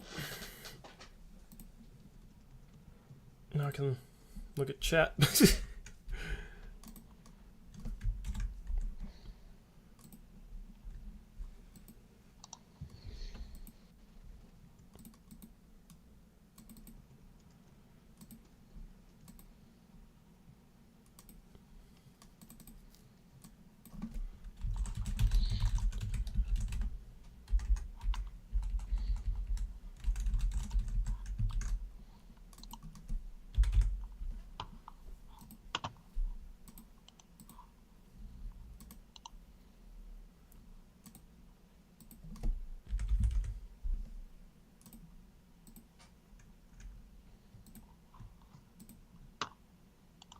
That is not the pick, by the way. I really need to switch it off my arrow keys. Anyway, the 25th pick is in, and with the 25th pick in the mock off-season draft, the San Antonio Spurs select Patrick Baldwin Jr., the forward out of Milwaukee, who was a top 10 pick, looked at as a top 10 pick heading into the season, but really struggled at Milwaukee. A 6'9 forward who can shoot the ball, was looked at as a lights-out shooter coming into college, a guy with some size to play the 3 or the 4, and did not shoot the ball well at Milwaukee, but didn't have much around him. Played for his father there at that mid-major, and then was reportedly hurt during the draft combine, in which he tested his vertical and had the 4th lowest vertical jump in combine history. It had like a 26-inch max vertical. Apparently he was hurt. I don't know how much to read into that, because if he's hurt, I don't know why he tested.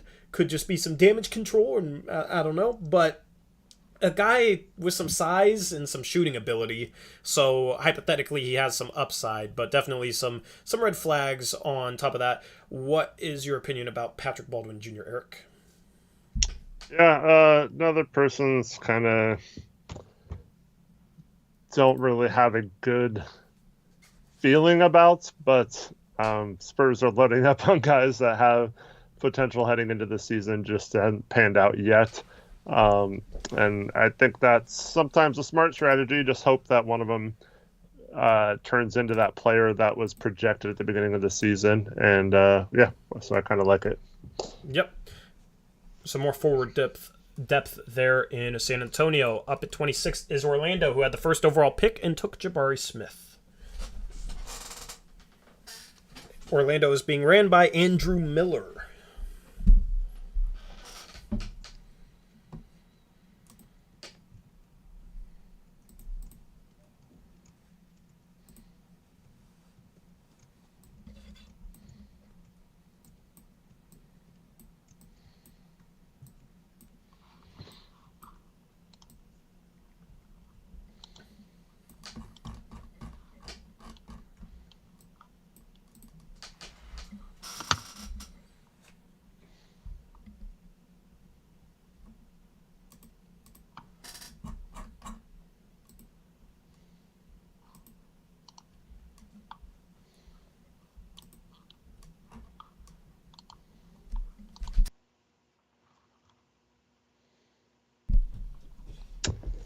Let me.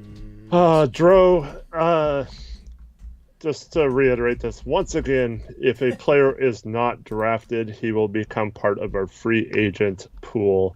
So you can start signing them when free agency starts, and we'll have a full breakdown on how free agency works in the coming days after the draft. So you're prepared when we start it next week. Yep.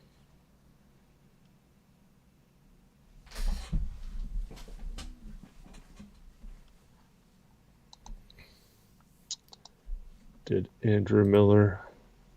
He stopped responding on Discord too. So. Yeah, we might have. Yeah, I don't know. Hopefully he's here. I messaged him too. If he isn't here, we will let somebody from chat make his pick. Has there been anybody in chat that's been here throughout the entire stream that isn't in our mock off season, Eric, that you know of? I know we haven't really looked at chat a whole lot. Yeah, I don't know about. Yeah.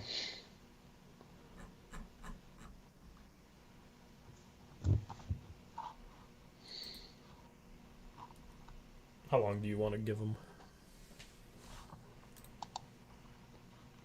A few more minutes. Brooklyn, try and figure out who you want next. We'll try and figure it out. We'll try and run through them quickly. I just want to make sure to give Andrew his chance. Oh, he just logged back on. Okay, cool. There we go. Cool. Yeah, no rush, Andrew. Just want to make sure you're here. Mariners won a freaking game. I don't want to think about that team. Womp it.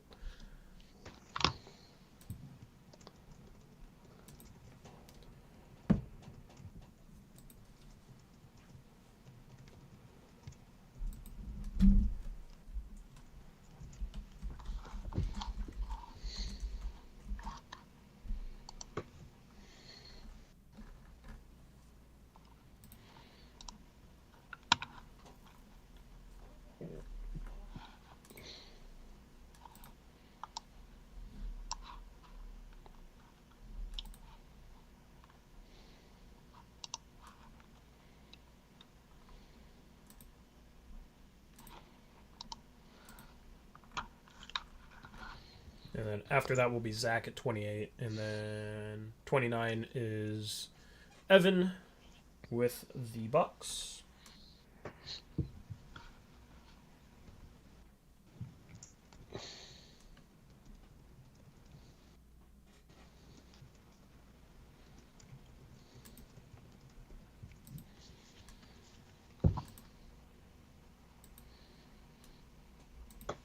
Did he reply to you, Eric? Yeah. Okay, cool. We're just a second. Yeah.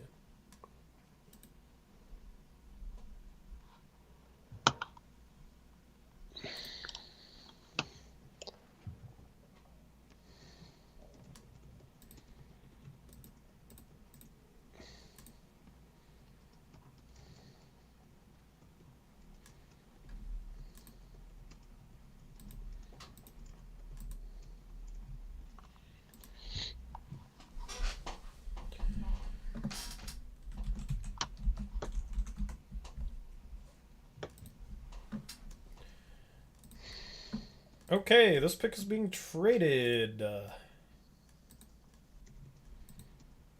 to Eric. Eric is trading Matisse Thybulle to the Orlando Magic for this 26th pick. Eric, interesting. Really curious to see who you value here at this point in the draft. Mm-hmm. I will update the graphics. I mean, there was, I've been trying to trade up for like 6 picks, so that's what my furious mousing was doing. Okay, that makes sense. But there was, as I've watched my guys like Koloko go off the board, it was down to one guy who I really wanted to get and add to my collection of talent. and he was still on the board, thankfully. And Gary didn't pick him last pick, and so I will send him to me. Okay, all right. Dang it. You asshole. Yeah. Well, I mean, I'm surprised he's still on the board here, but yeah.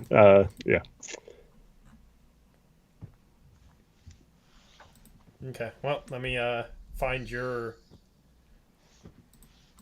player name graphic and put them in there.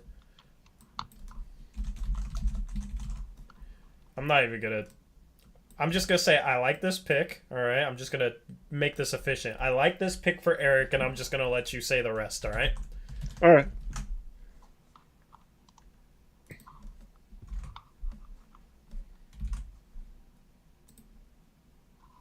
All right.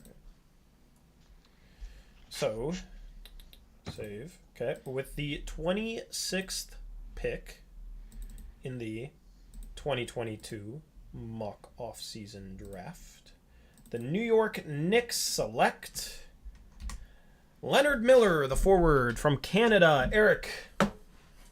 Yeah, I just wanted high upside prospect. I knew he wasn't going to fall to me at 40, so I had to get in here and get him.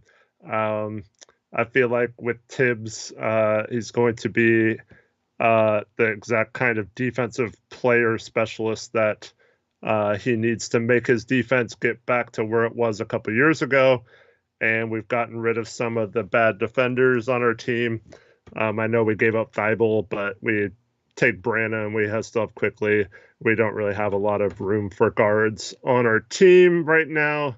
So I wanted a wing prospect that could potentially be a home run.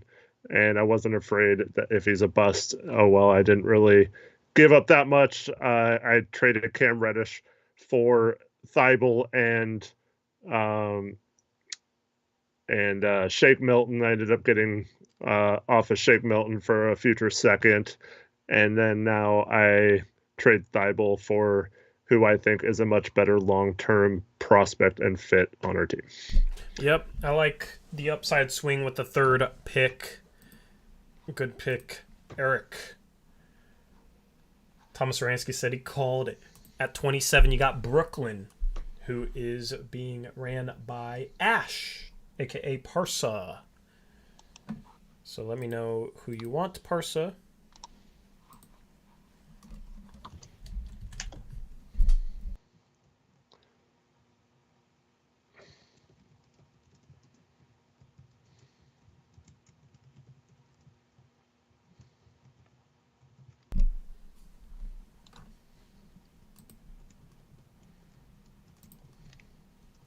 This pick is reportedly being traded.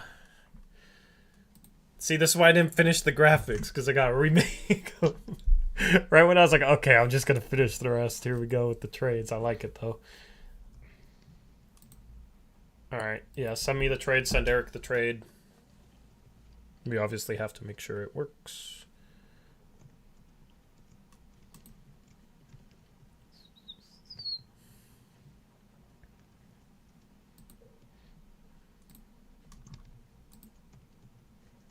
At least tell me who you're trading it to so I can start working on that graphic.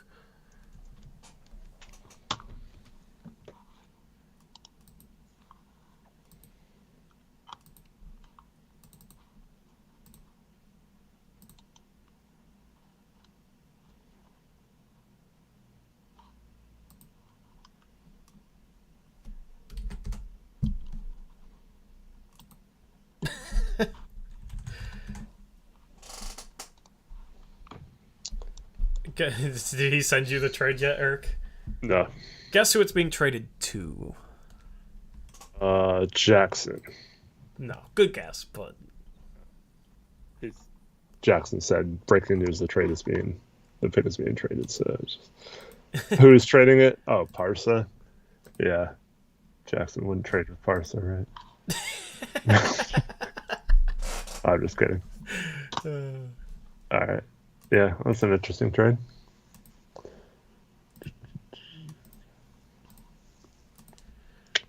I'm assuming they have a TPE. I think they have lots of them, right? Yeah, if he can send the trade to me too, that would be cool. And then Detroit is up next, which is Zach. Oh yeah, as long as the TPEs are updated, he has plenty of TPEs to fit him.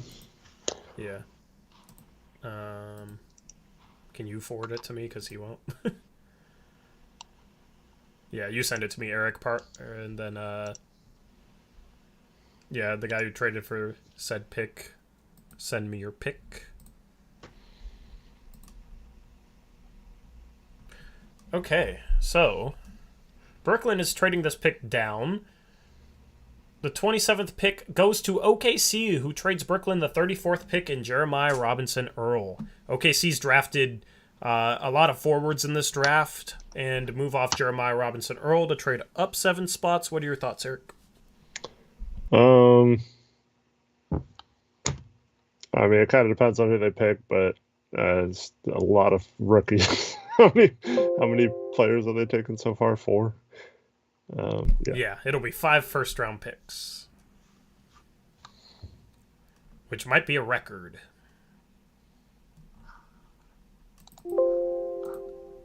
Anyway, here we go with OKC. Curious to see who he's eyeing here.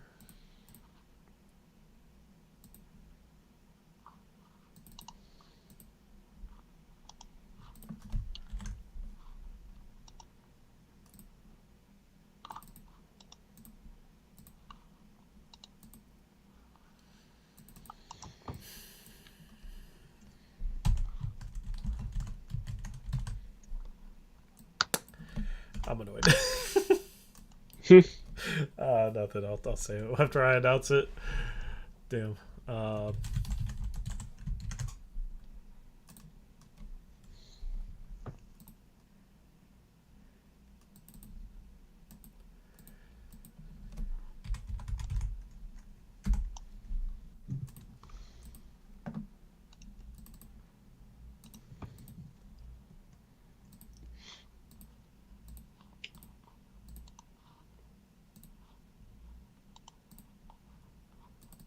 Anyway, okay. With the 27th pick in the mock off-season draft, the Oklahoma City Thunder select Jake LaRavia, the forward out of Wake Forest. So another forward, but in my opinion was the top prospect left on the board.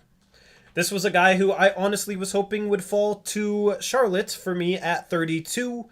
Really good defensive player, had really good defensive numbers at Wake Forest, can shoot the 3 ball, and can play make a little bit at 6'8", can handle the ball a little bit. Very solid player. I have him around 20 on my big board. Very solid pick for OKC in my opinion in terms of value, but it's another forward, Eric. Yeah. I mean, yeah. I guess JRE played some center last year, so now he doesn't have him either. Yeah. Yeah. Weird. Weird strategy. I guess one of them has to pan out, right? Mm-hmm. Yep. So OKC LaRavia, they're at 27. At 28, you got Detroit and Zach.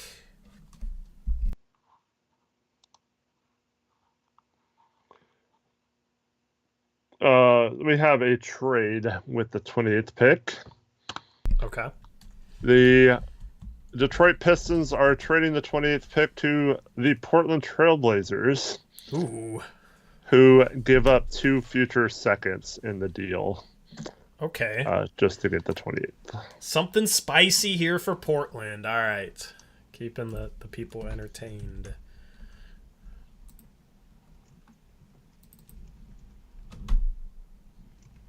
So Portland with 13 took Ousmane Dieng. Now they're here at 28.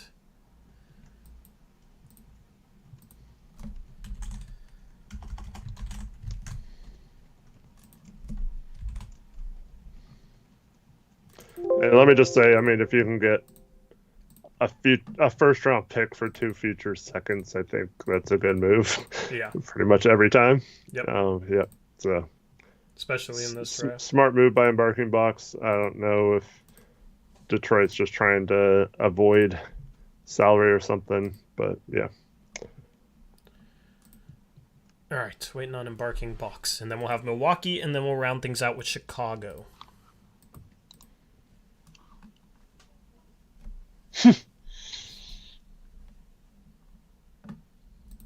um.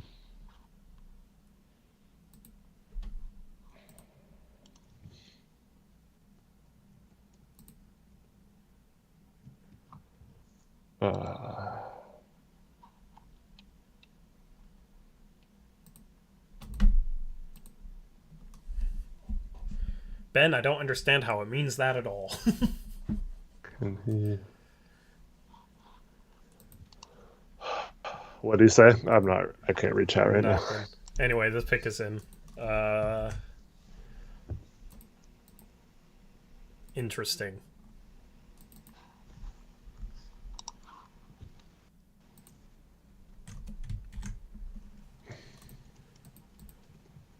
All right, chat, let me know who you think this pick is for the Portland Trail Blazers. You got 10 seconds before I announce it. I have to find the Portland graphic.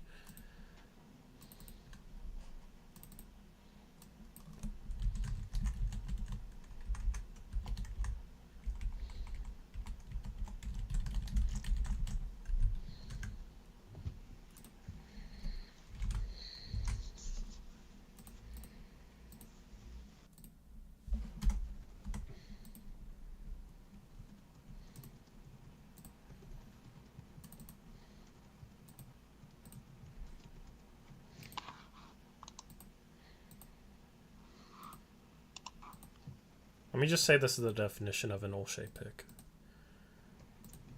Anyway. With 20th? Yep. With the 28th pick in the 2022 mock off-season draft, the Portland Trail Blazers select Jaden Hardy, guard out of the G League Ignite. Eric, what are your thoughts on this pick? I mean, I don't necessarily like it for the Blazers for the same reason we talk about. I know he's not the same player as Keon Johnson, but, we talk about where's he going to get playing time anytime soon. So, yeah, I don't like it in that regard. And he's the type of guy who probably thinks he deserves playing time right away. Right. And I still, if I'm not mistaken, there's another guard that was supposed to go much higher than this that's still on the board that I probably would have thought that maybe you could develop as a long-term point guard, whereas I don't think Hardy or Keon, or do you trade Keon? So it doesn't matter. Yeah, he trades Keon. I'm just talking so in general. But, Hardy basically takes Keon's place. Yeah, so I mean, good value at 28, I think, is fine. Just take a swing on him as a long-term prospect. But once again, the Blazers, you would think, are trying to win next year, and they take 2 kind of projects instead. But decent value of both of the picks. It's just, questionable fits for the Blazers themselves. Okay. Yeah, I agree. Anyway. 29. Second to last pick of this mock off-season stream. Is Milwaukee. Says he is fielding offers, so he'll need maybe a few minutes. Who went 27 again? LaRavia. To find him.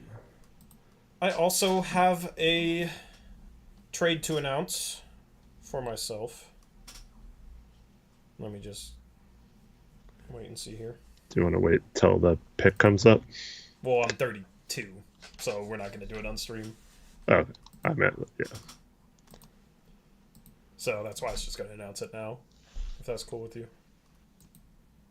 Sure. All right, I'm trading down. I'm the Charlotte Hornets. We're trading down from 32 to the San Antonio Spurs for 38 and 46. Okay. Some consolidating for San Antonio. Yep. I wanted LaRavia at 32 once he was off the board. I am happy with a number of prospects left here.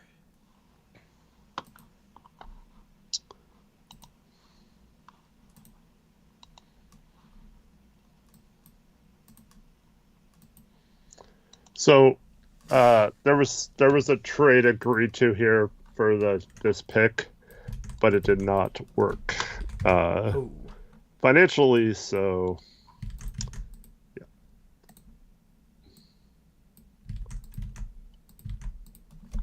unlucky.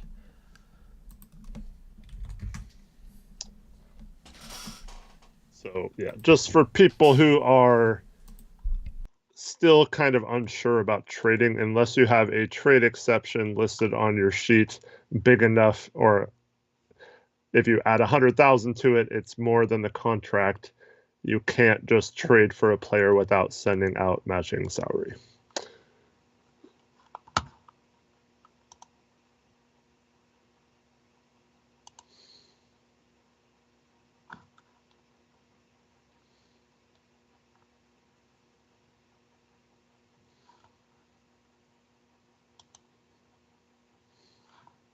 You don't want to say who it was for?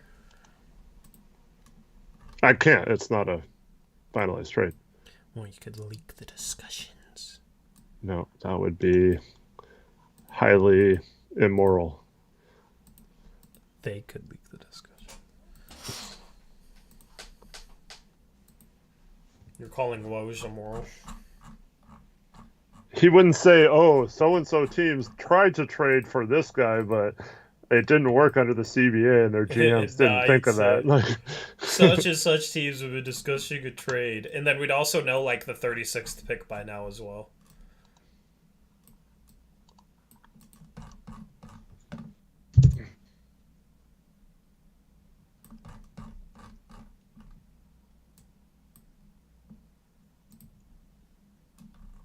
Are they still trying to trade, or is he going to make his pick? Do you know?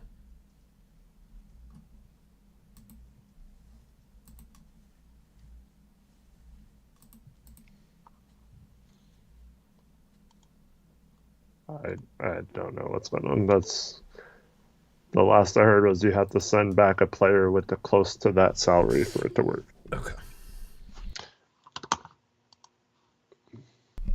And then 30 is Chicago. Ben, if you want to send me who you draft, and then if he's taken, you can send me somebody new. Then we can get this show on the road.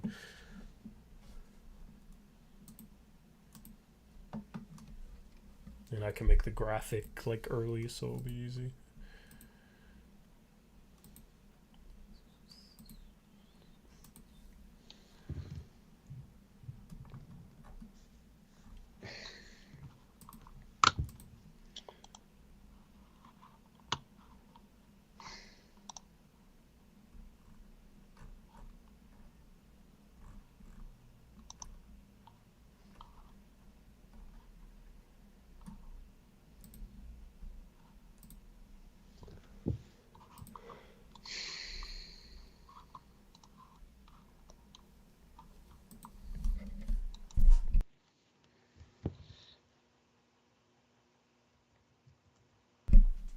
Should put maybe Just a clock on this. Just a second. I'm just verifying if this trade works or not. All right, cool.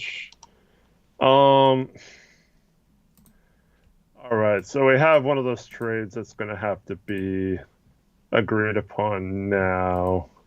Nope. Oh wait. No. Hold on just a second.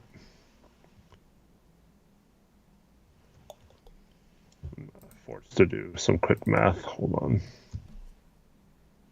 Oh, wait. Yeah, it's one. Okay. Yep. So this works. Let me just confirm with the other team. Do you want to send it to me, Discord, so I can start the graphic, assuming it works? Or assuming it's through? I'll just send you the team. Yeah. You're going to laugh. What? Why?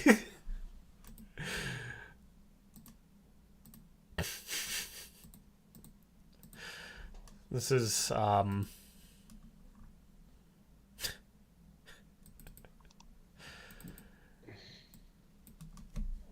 don't understand, man.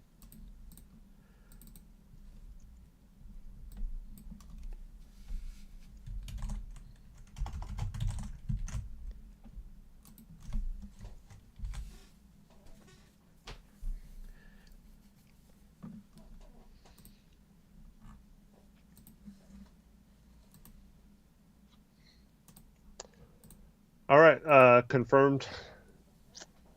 So So, you want this yeah, trade? let me This just is tell the actual trade. okay. All right, so uh, the Milwaukee Bucks are trading this pick to the Oklahoma City Thunder. They're gonna trade back in to take The another forward. yeah, the Uh, next Toronto Raptors. um, so this is an awful trade for OKC. They are giving Trey Mann and a 2026 second for 29 and George Hill. Yeah, I don't like that at all. Yeah, I don't like that at all. Trey Mann, given what he showed this year, would be a borderline top 10 pick in this year's draft. They have a logjam of forwards and just traded a guard. Don't really understand it at all. After they already have 5, this is their 6th first round pick. So, okay, this salvages it slightly, but I still don't like it. I think I knew who they're taking. Yeah, I still don't think this guy's better. But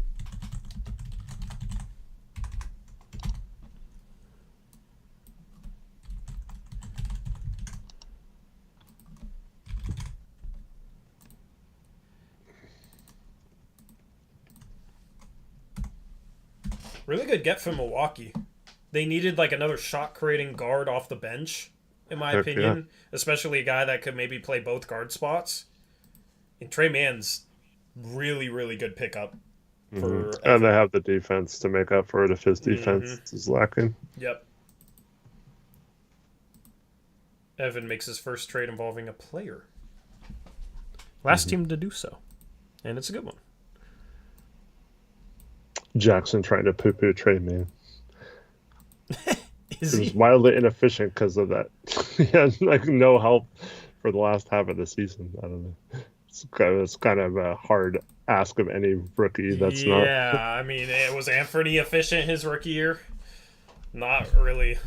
So, I mean, Trey Mann's very talented. Yeah, I really like Trey Mann. Anyway, with the 29th overall pick in the mock off-season draft, the Oklahoma City Thunder select Ty Washington, a guard out of Kentucky.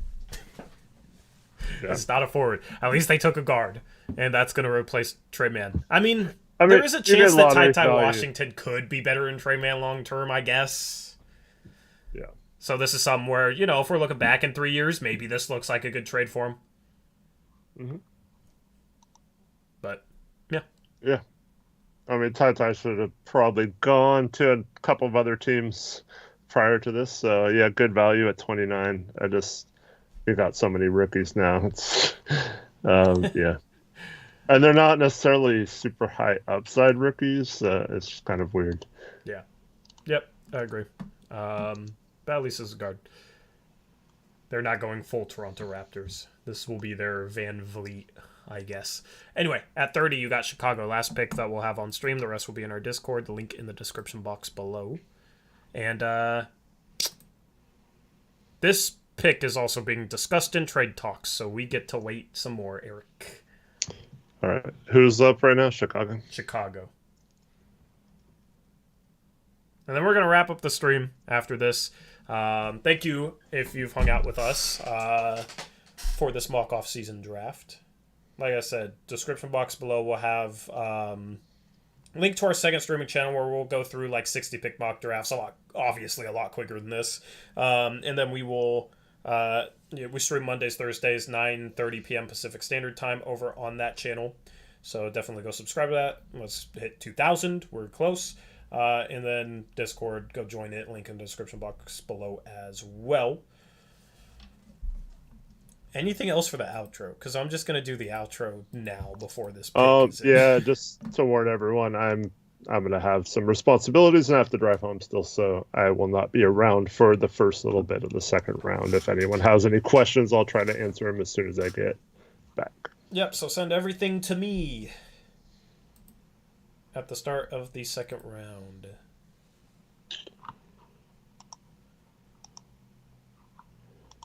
And I will say if the draft kind of breaks this way in real life or something similar, there's still a lot of players that I think could help Portland relatively quickly on the board in real life at 36. I know they're not still at 36 in here, but yeah, agreed. Yep. That's why I trade down from 32 to 38 in 46.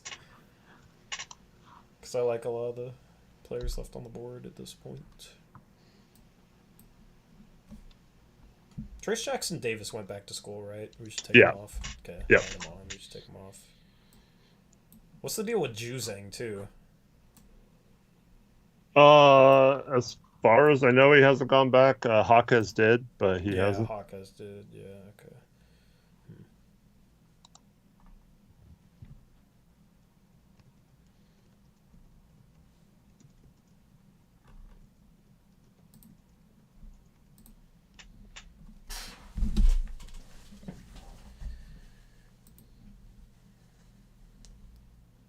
All right. Do you want to put a clock on this? Because they do have a clock in real life. Ben just had a question about it. Okay. But, it's hard when you can't physically call someone. Yeah. If you're confident you can get a deal done, you could always draft the person they want and work out the trade later too with the draft rights. Mm-hmm. But you could end up getting burned if that person is but if it's also a person that you really like as well, then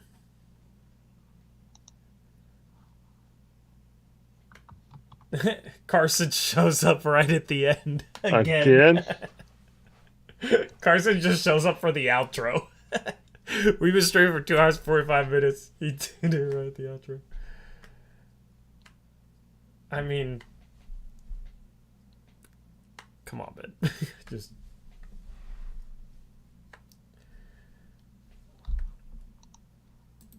figure it out, man.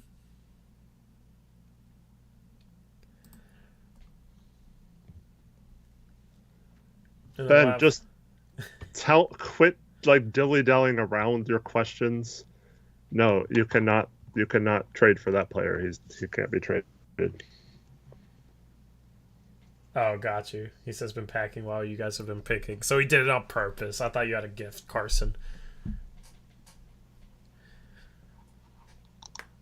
Okay, I've already, like, so Ben asked me about a player, if he could take on a player without giving up a player, and I said that player is not tradable right now. And then he waited several minutes to ask me another question about that same player. Come on, man. We can't have this right now. Yeah, it's the last pick. We've been straight for almost 3 hours. Maybe we just don't even make this pick on stream, because...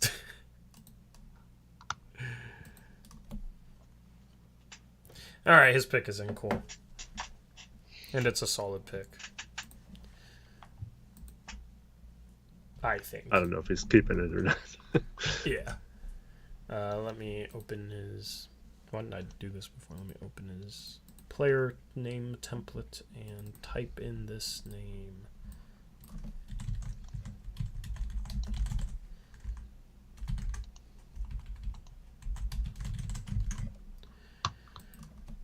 All right. And with the final pick of the first round, finally we're here at the end of the first round of our mock off-season draft. I haven't even put it in yet. I'm just ready to be done. Okay, here we go. With the 30th pick in the mock off-season draft, the Chicago Bulls select Terquavion Smith, the guard out of NC State. What are your thoughts on Terquavion, Eric? Okay. I don't know if I take him in the first round, but I see a lot of mocks having him go 20s. I think this I know. Given the fact that he gave up Kobe White, he's intriguing. Seems like kind of a bit of a boomer or bust guy. Just a scoring guard. Could be a good sixth man down the line. And I can't even find him on this. Oh. The site I was using had him at like 135th. Yeah. Not that that means anything. Yeah. Jabari Smith went first. Carson, I was second, and I got my guy Chet. And Eric is still waiting for Trevin to just acknowledge his messages, man, after all this time. Trevin, just acknowledge him, man. Just I swear acknowledge he's doing Eric's it on purpose existence. just to, like, mess with me. I know, just to spite you.